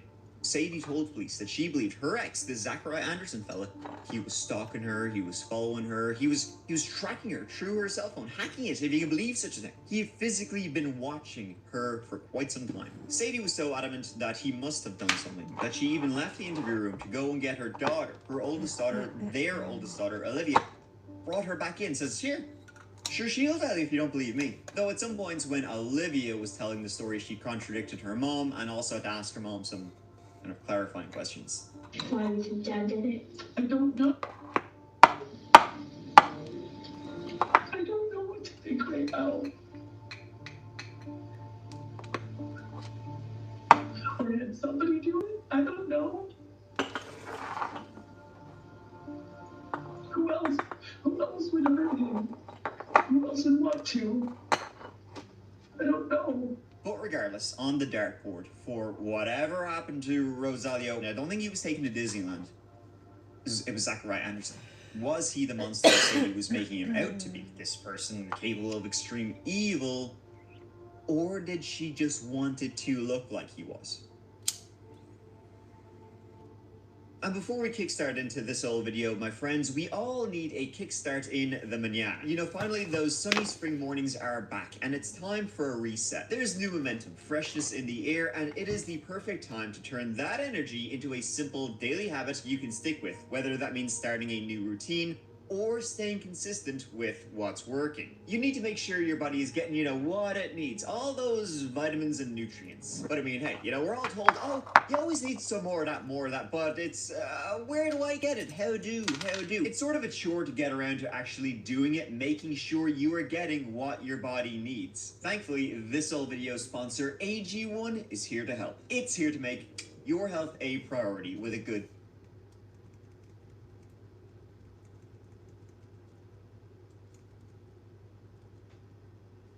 when Zach and I had that until February. Okay.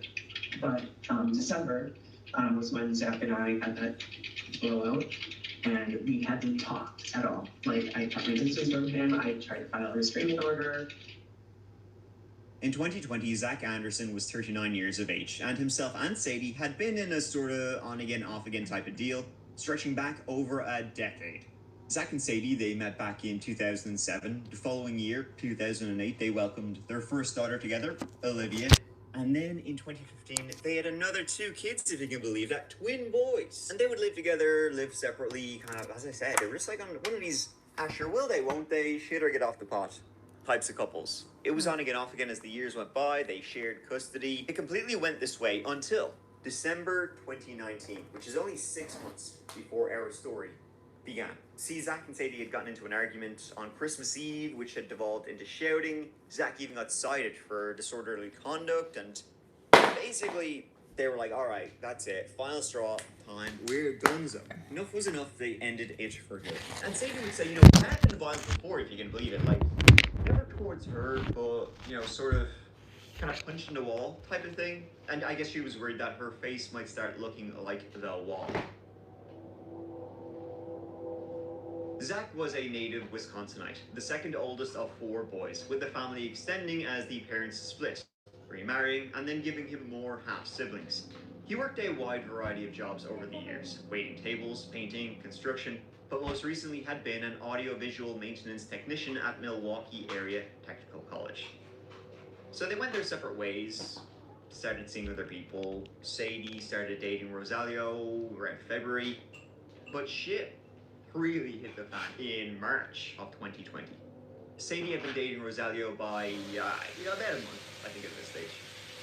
On March 5th, Zach had come over to Sadie's place, and Sadie ended up calling the cops, saying he was trying to take the kids and had come over unannounced. Zach's story was that he normally does announce himself, but when he tried to call Sadie, she never answered her phone. And when he arrived, the front door was open, and he was worried about the kids. When the police showed up, though, he left. No fuss at all. But from that moment, we are in, folks, pure nosedive territory. When Sadie told Rosalio about this, he recommended she get full custody. She starts keeping a paper trail of all the things he did, joking at one point that maybe they should just kill Zach or something. And as the next few days and weeks progressed, Sadie began accusing Zach of stalking her, keeping tabs on her, while at the same time it seemed that Sadie and Zach still hooked up on occasion, even though Sadie and Rosalio were also saying they were the love of each other's lives. It also seems that Rosalio too was seeing other women. It's all a whole load of shite. Honestly, somebody here was gonna get hurt. But how hurts? Well, we know that, actually. We have the answer to that one now.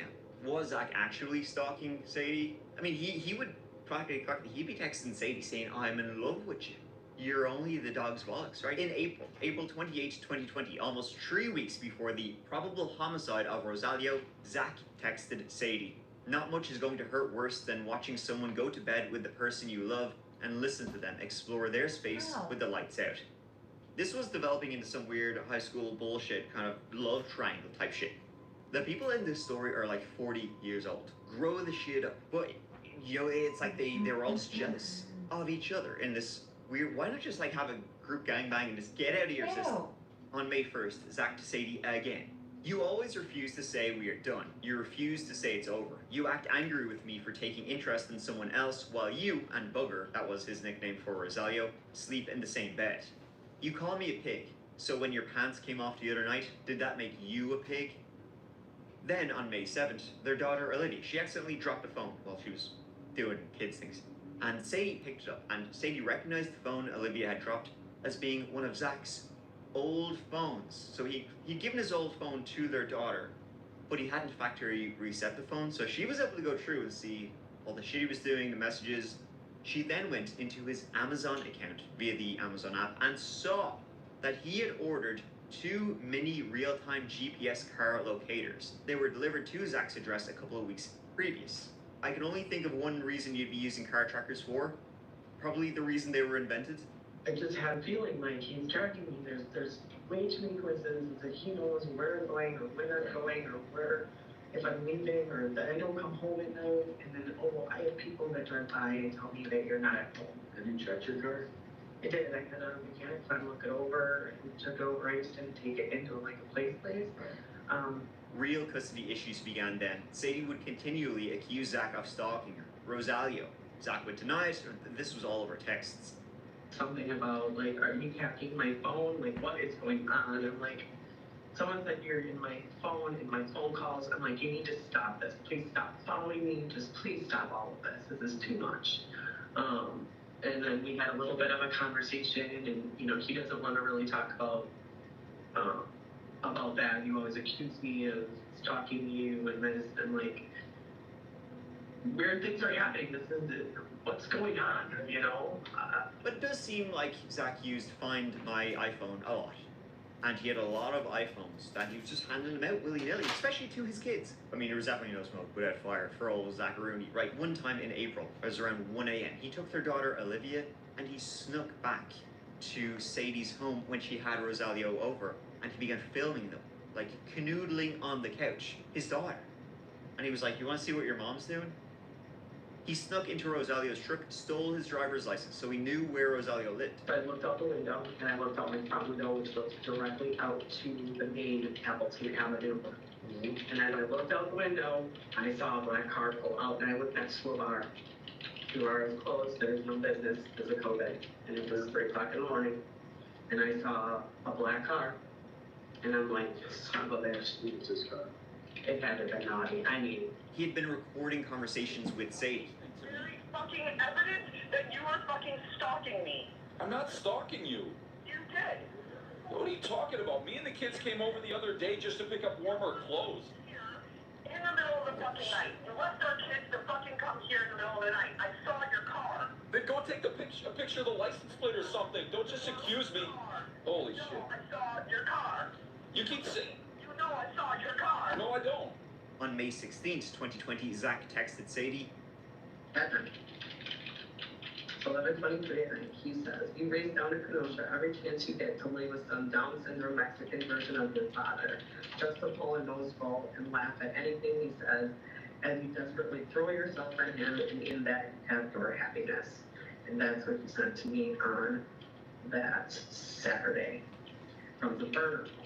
What time was that? 11:23. So when Sadie was telling all of this to the police, you can see how they would be very interested in speaking with Zach and finding out what he was up to on Sunday, May 17th. So we're investigating a case of stalking involving your children's mother, Sadie. Sure. All right. So that's what we want to talk to you about. Okay. Can you kind of tell me what's going on? What's up with your guys' relationship? What's been happening, going on? Well, so we were together for like 12 years. And about 6 months ago, she flipped her script pretty hard and went from being, primary caretaker of our kids to barfly, And so she, to my account, has picked up about 4 boyfriends. She would make comments to that effect to our daughter, and she's been chasing on with whatever guys, to my understanding, will buy her some blow, and that's how she's been spending her time. They reopened bars in Wisconsin last week, Friday or whatever. My kids were at the bar 2 days in a row,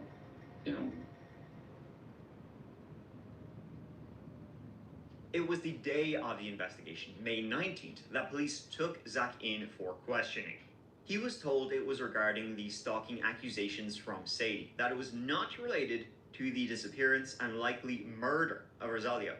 Zach's response was, of course, there's no stalking. Had he been keeping an eye on Sadie? Sure, keeping an eye on her, because he had begun to suspect, get this, she'd been frequenting bars a lot, maybe doing something a little stronger than booze, and he was worried for his kids. No matter what happens, no matter what goes on, she accuses me. Even today, as an example, or last night, if you guys get my cell phone, I'll show you how ludicrous it is. She accused me of hacking her phone, her text messages, and her emails. And I'm like, what the fuck are you talking about? And she's like,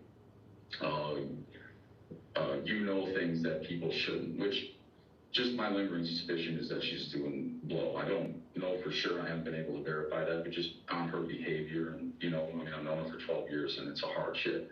So, huge difference. So, anyway, she makes a bunch of accusations and she says, well, you know how to program or something, you know how to hack my phone. Because I don't even know any programming languages. I just worked for the phone company for a decade. That doesn't mean I know how to hack people's phones. Like, you don't understand what I did there maybe, but it has nothing to do with that, you know? Like, it's just crazy. But she's like, well, you know people. I'm like, I mean, nobody I'm gonna ask to jeopardize their job over this bullshit. Like, what are you talking about? So she's just got some acute paranoias over this shit that I can't make sense of. He'd been reporting all of this shit because there was a custody hearing in the near future and he wanted to have a stockpile of rocks he could sling at Sadie in case this goes nasty. She's had a list of accusations about me stalking her and otherwise. And I have gone to check some information on her.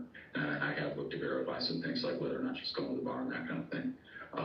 But really just for the purpose of the custody battle, because it's just going to be a mess. And I'm not stalking her, you know. I mean, it's fine. I've just hired people to help you stalk her. I'm not stalking her. Was he an obsessive stalker? He was in his arse. In the meantime, the search for Rosalio was ongoing, and the leads were slim to nil. Whoever had snooken him out, rolled up in a carpet, as dark and horrifying as that is, they'd done a pretty good job covering their tracks because police could find absolutely no leads. Nothing. Quite simply, nothing. Near the center of a police investigation, 40-year-old's Kenosha apartment guarded by a squad and surrounded by police tape as investigators look for clues. I have my breakdown moments and then I just kind of step back and say, you know what, law enforcement is doing their job. He'd completely vanished. And their number one suspect, Zach, a guy who had an issue with Rosalio because he was sleeping with his ex, who was a stalker, who had been watching them, who knew where he lived. He was giving them absolutely jack shit. So let's talk about Sunday, man. Explain your day to me on Sunday. Yeah, generally, I don't remember offhand. Did you do anything that night? I think I took a nap probably. Maybe went over to my girlfriend's house, I'm not sure. Did you spend the night there? I don't ask her. Well, I'm asking you. These are important questions, man. I don't remember much something like that. Now, at the time, right, Zach was dating a new woman named Christine, and his alibi for the night Rosalio was likely murdered was that he was with Christine. Ask her. Shy talk away with her. She'll tell you, I was with her the entire night. And police did. How are you, Christine? Where was Zach the other night? And she said, where do you think? He was with me. He was with her the entire night. And Christine lived with her sister. So Christine also goes, you don't believe me? Go ask my sister. She'll tell you the same story. She didn't say the same story, actually. Christine's sister was like, no. Zach, who? I didn't see him at all that night. He was not with his girlfriend. So where was he? Via text messages, the last time Christine and Zach had spoken, the day of the, let's say, murder, was at 10:31 p.m. Christine texting Zach, all right, okay, whatever, going to bed. Doesn't sound like the type of text you would send if that person was in the same house as you. It also does sound like the type of text you would send if you had been trying to communicate with somebody and they were blanking you. Maybe because they were busy doing something else. I don't know what's going on right now. I want to know where you were Sunday night. I just told you. No, you think you told me. I didn't even do it with me. No, there's a big difference. I'm not sure what you're getting at. But what I can tell you is, I don't know what you guys are doing. I'm tired as fuck. Either take me home or give me a lawyer. Because I'm not really, what you're doing is really odd. Within 40 hours, you'll have a preliminary hearing for what? didn't do shit to her. What are you talking about? What's happening tonight? Police arrested Zach May 19th and then did a search of his home for any evidence relating to the disappearance of Rosalio Gutierrez Jr. In the house, they didn't really find anything, but in the minivan out front, they discovered that someone had removed most of the carpet in the rear. Olivia would tell police that when she had last been in that van, when she was hanging out with her dad, May 16th, 3 days earlier, the carpet had been wholly intact. But on the section that did remain, there was what looked like blood. There were bleach stains. That's what they thought anyway, and they sent it all to the lab. They also found a burn pit in the backyard of his house that looked like it had just been used. Again, all sent for testing. Now, Zach, he lived on sort of the opposite side of Milwaukee from where Rosalio lived. Rosalio, was near Kenosha. Zach was way to the north, but like in the boonies. He lived like out in the middle of the countryside. Lots of empty fields, spaces for hiding a body, maybe around him. But he would say, the burn pit. I live in the countryside. Sure, we burn shit all the time. That was me just burning, yourself, like just smell shite. Like, look as hard as you want. You will not find any of Rosalio's DNA in the burn pit. And he was right. They didn't. But, I mean, come on. It's all sort of compounding, little circumstantial, suspicious behavior. And then in that minivan that had been parked out front, on the floor, a receipt. This was from a Walmart not too far away, and the date and time, the morning after it's believed Rosalio was killed. I mean, we're talking about tools. There were gloves, trash bags, Clorox wipes, all this shit, purchased at 8:30 a.m. on May 18th. When he arrived at the parking lot of this Walmart, he parked at the far end of it on a rainy-ass day, as you can see. Most people try to park, close to the store in shite weather. Not this guy. Maybe because he didn't want his car to be seen on camera. Now, he and his supporters would say him buying cleaning products the day after somebody was murdered, somebody he may not like, nothing to do with it, right? He was buying cleaning products. This is May 8th. This is May 18th, 2020. Guess what's going on in the world? Big C, COVID, right? Everybody's got it. There's a pandemic going on. He bought all this cleaning shit because he just wanted to stay clean. I just want to be pure. He just wanted to make sure there wasn't any bacteriums floating around or any of that sort of business. Nothing to do with a murder, cleaning site, no. What I have to say about it, you look at the CCTV footage. If he was buying all these cleaning products because he was so concerned about hygiene and COVID in particular, why wasn't he wearing a mask? Police searched and searched the areas around his home. They did find more burn pits in the rolling fields. They kept searching with dogs and drones, and they found nothing. It was close to 2 weeks after Zach's minivan had been sent in for processing that investigators got their next piece of evidence. And it was a speck. I'm talking pinprick, my friends, of blood, believed to be blood, found in Zach's minivan, and that came back as Rosalio's.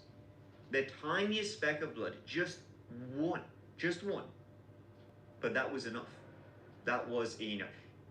Like, seriously. Like, this is, you could think that was a million different things. But testing said it was Rosalio's. How else would it get there? Digging through more digital evidence, they found more of his stalking, his watching of Rosalio. He even had a folder on his laptop with the name Rosalio Gutierrez. He had downloaded all of his Facebook images, everything. Zach was sitting in jail all this time, and it wasn't until December 11th, 2020, when police came to get a DNA sample from him, that he was alerted that his charges were being upgraded from stalking to murder.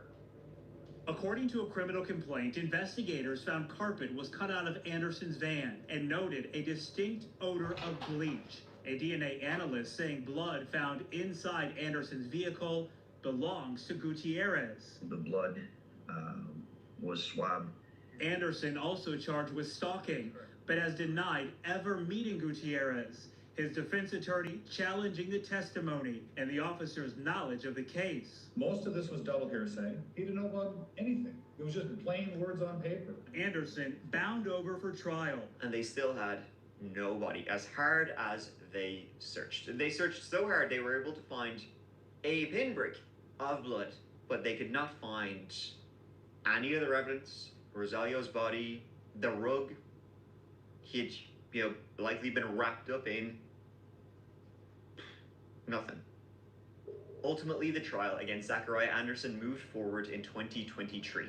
No body, circumstantial evidence. The only real link saying that Zach Anderson murdered Rosalio being that pinprick of blood. That's pretty much it. Other than that, he's a stalker, he's a weirdo, he sucks. Sure, killer. Clearly a murder had taken place here, but what really happened is incredibly unclear. Thing is though, Rosalio, right, big guy for you. He worked construction. He was bigger than Zach. He would have put up a fight. When Zach was arrested 2 days after, there was nothing on him. No marks, no bruises, nada. And you'd think that Rosalio would have been able to get a dig in. Nothing of Zach's was ever found in Rosalio's house. I just got a vision and started tasting carrot cake.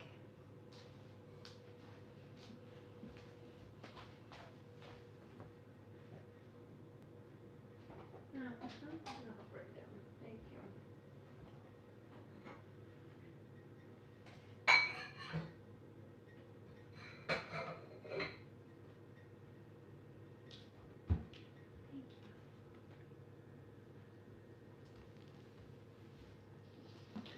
Like cream cheese frosting, there's cinnamon in it too.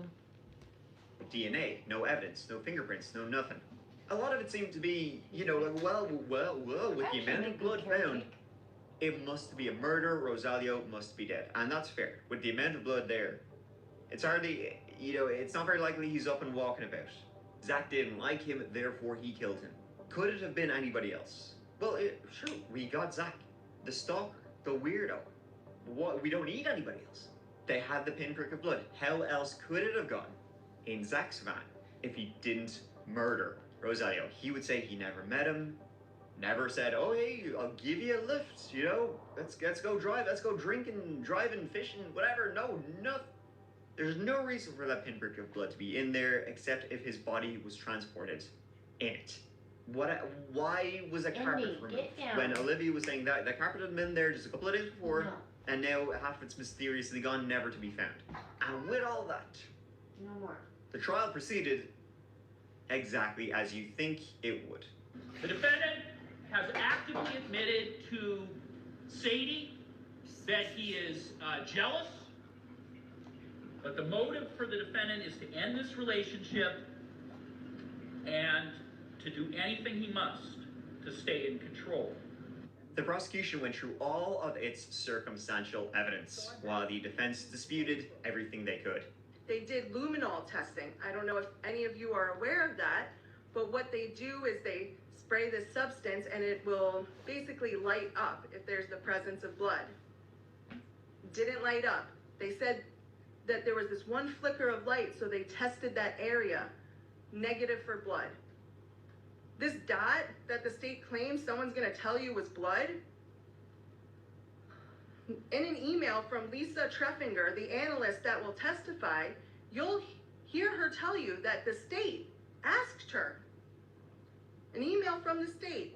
I just wanted to confirm that the sample that was sourced to Rosalio from the van was blood, right? This was analyst Treffinger's response, and she'll testify to this. We could not confirm it was blood. Her own words, not mine. Now, going through it all, three main things stood out to me. Three pieces of evidence that seem a little, hang on there. Slow your roll a little bit. That just seemed kind of inconsistent with what the narrative the prosecution was pushing. It's believed that Rosalio was killed sometime after 9:30 p.m. on May 17th. The reason why they say sometime after 9:30 p.m. is because he didn't respond to any texts or calls after 9:30 p.m. He was a responder. He wasn't one of these lads who just goes to you. So therefore he must have been dead sometime after then. Now stick with me here, right? What the prosecution said is that Zach drove to Rosalio's, killed him, obviously he was killed in his own apartment, wrapped him up, put him in the van, and then drove back north to the other side of Milwaukee and dumped him somewhere in the woods and the fields that go on and on and on forever. Rosalio's phone, it had a orientation change at 10:10 p.m. Orientation change just means the phone went like this to this, right? So somebody maybe was holding it, somebody moved it in some kind of way. Must have been the killer because Rosalio had been killed around 9:30 p.m. and his phone was found in the freezer. So whoever killed Rosalio was probably still in the apartment at 10:10 p.m. Now, Zach placed a call at 11:20 p.m., about an hour and 10 minutes after the phone moved. But Zach's call pinged from a cell phone tower near his home on the complete other side of Milwaukee. So that means if Zach is the killer, he moved Rosalio's phone at 10:10 p.m. and then was back near home at 11:20 p.m. Now he could have made the trip in that time. It's plausible if you look at Google Maps. But if he had made the trip in his minivan that way, why was he not caught on the 40-ish traffic cameras that dot that entire route he must have taken to be from there to there at those times? He was not, and you'd think, did the police not check him? Well, you think the police would want to, as this is proof of the killer leaving the victim's home and going in the direction of his own home. But that never came up. He could have driven from Rosalio's home to his own home, off highway, using the back roads, but he wouldn't have been able to do it in that time frame. And here's another thing, right? Rosalio was not an angel. In fact, that very night, he was having another girl another girl he had met on Facebook dating. Her name was Neridia. She was coming over to Rosalio's apartment that night. They were going to chill out. He was going to drink a beer. She said she was only going to drink water because she didn't want to get a DUI that night.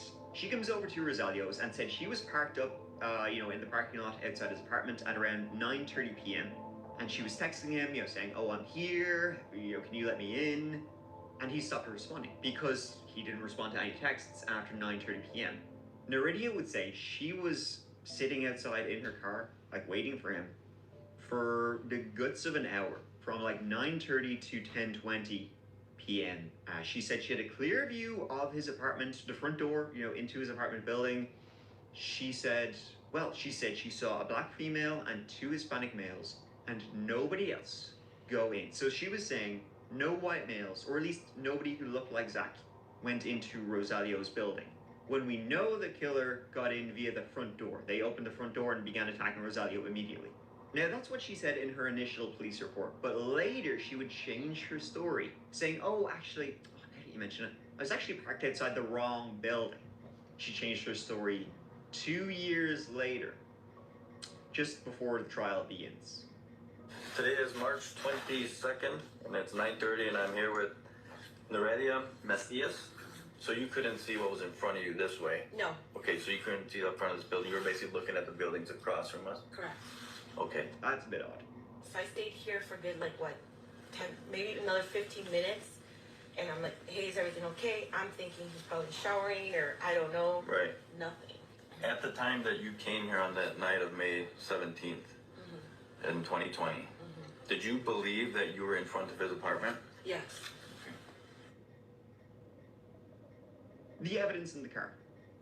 Luminol was used in the investigation to find blood or bleach, but it found neither. No bleach was used in the van, and other than that tiny speck, no blood. And as for the blood, that little speck, which is the key holding the prosecution's argument together, because that's the blood, that's what everything hinges on, that's even kind of controversial. It's the main piece of evidence saying Zach killed Rosalio, right? Because other than that, there's nothing. But that tiny speck of blood, it was too small to be tested properly. They couldn't even tell if it was blood. See, in forensics, or at least in this particular case, so forensics people feel free to, tell me I'm stupid. When they're doing forensics, they do 2 tests. One test tells you what this substance is. Is it blood? Is it bodily fluids, pee, poop, whatever it is? The other test tells you who it belongs to. Because the speck was so small, they could only do the who does it belong to test. And it belongs to Rosalio. But they couldn't tell if that was blood. In fact, the forensics person would say, oh yeah, I'm pretty sure it was blood, because it was brown. It could be poop. And now you are going to do an analysis of it, I assume? That's correct. Okay. Using the usual machinery and methods as best you can, correct? That is correct, yes. All right. So you have told us previously on other samples that you did a chemical test for blood in multiple other samples. Do you recall that in your testimony? Yes, I do. Did you do that as to A1? No, I did not. Okay, so why? Why didn't you, if you thought this might be blood, why didn't you do it on this sample? This sample was so small, I'm like a pinhead size. So again, I just wanted to use every amount that we had available for testing, for the genetic testing. And whose DNA was that a match for, if any? What person was it a match for? Rosario Gutierrez. Given the color and the way that the stain looked, I would say that it would be blood. Asked me very specifically, can you confirm that it's blood? No, I could not. I did no testing to determine that it was blood. She did not. Because on May 19th, 2020, when law enforcement met with Sadie outside of Mr. Gutierrez's apartment, she said, my ex had something to do with it. And they said, great, let's run with it. The fact that the timeline illustrates Mr. Anderson could not have done this. The fact that no one puts him there on May 17th, 2020. The fact that there is no blood in the van, there's no body, there are no remains, there's no murder weapon.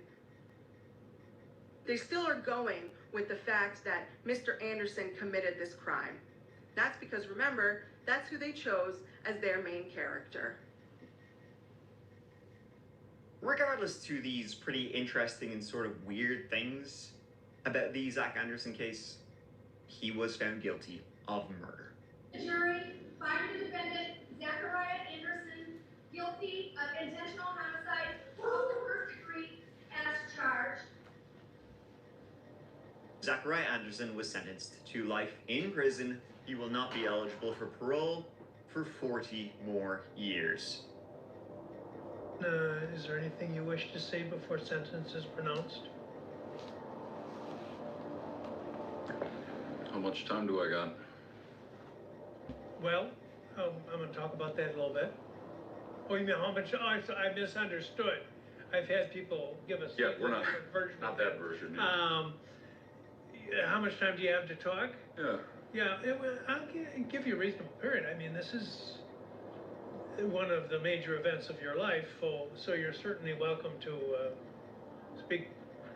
I'm not going to say it's unlimited, but you're welcome to tell me what you think. Speak from your heart. I don't want to go into all the details of the case. I got a lot of dispute about what was said, what was portrayed. I think the facts, a little more scrutiny, tell a much different story than what the jury decided. And I don't think that things played out fairly. What I can tell you is, I didn't kill anybody. What I can tell you is, I didn't stalk anybody. And what I can tell you is, I didn't dispose of any corpse. It's really weird to be sentenced for, or convicted for it, and soon to be sentenced for it. But I didn't, Judge. I'm innocent. It's a very interesting case. As tragic as Rosalio's death is, you hope there's not more tragedy attached too. What do you think, folks? Was Zach responsible for the murder? Zach, stalker, yes. Weirdo, yes. Soot, yes.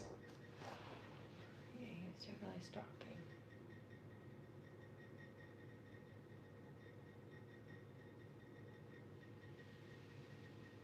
And down in the That's creepy.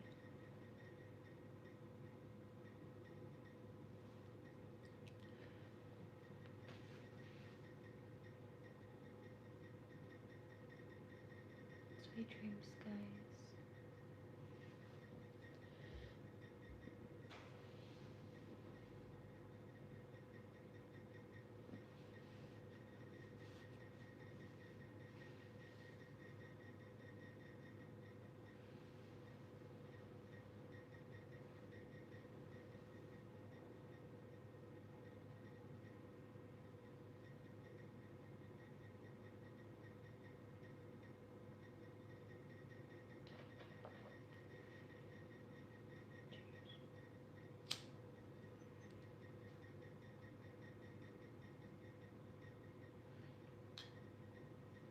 No harm. Take no shit. Remember to pray. And I'll catch you in the next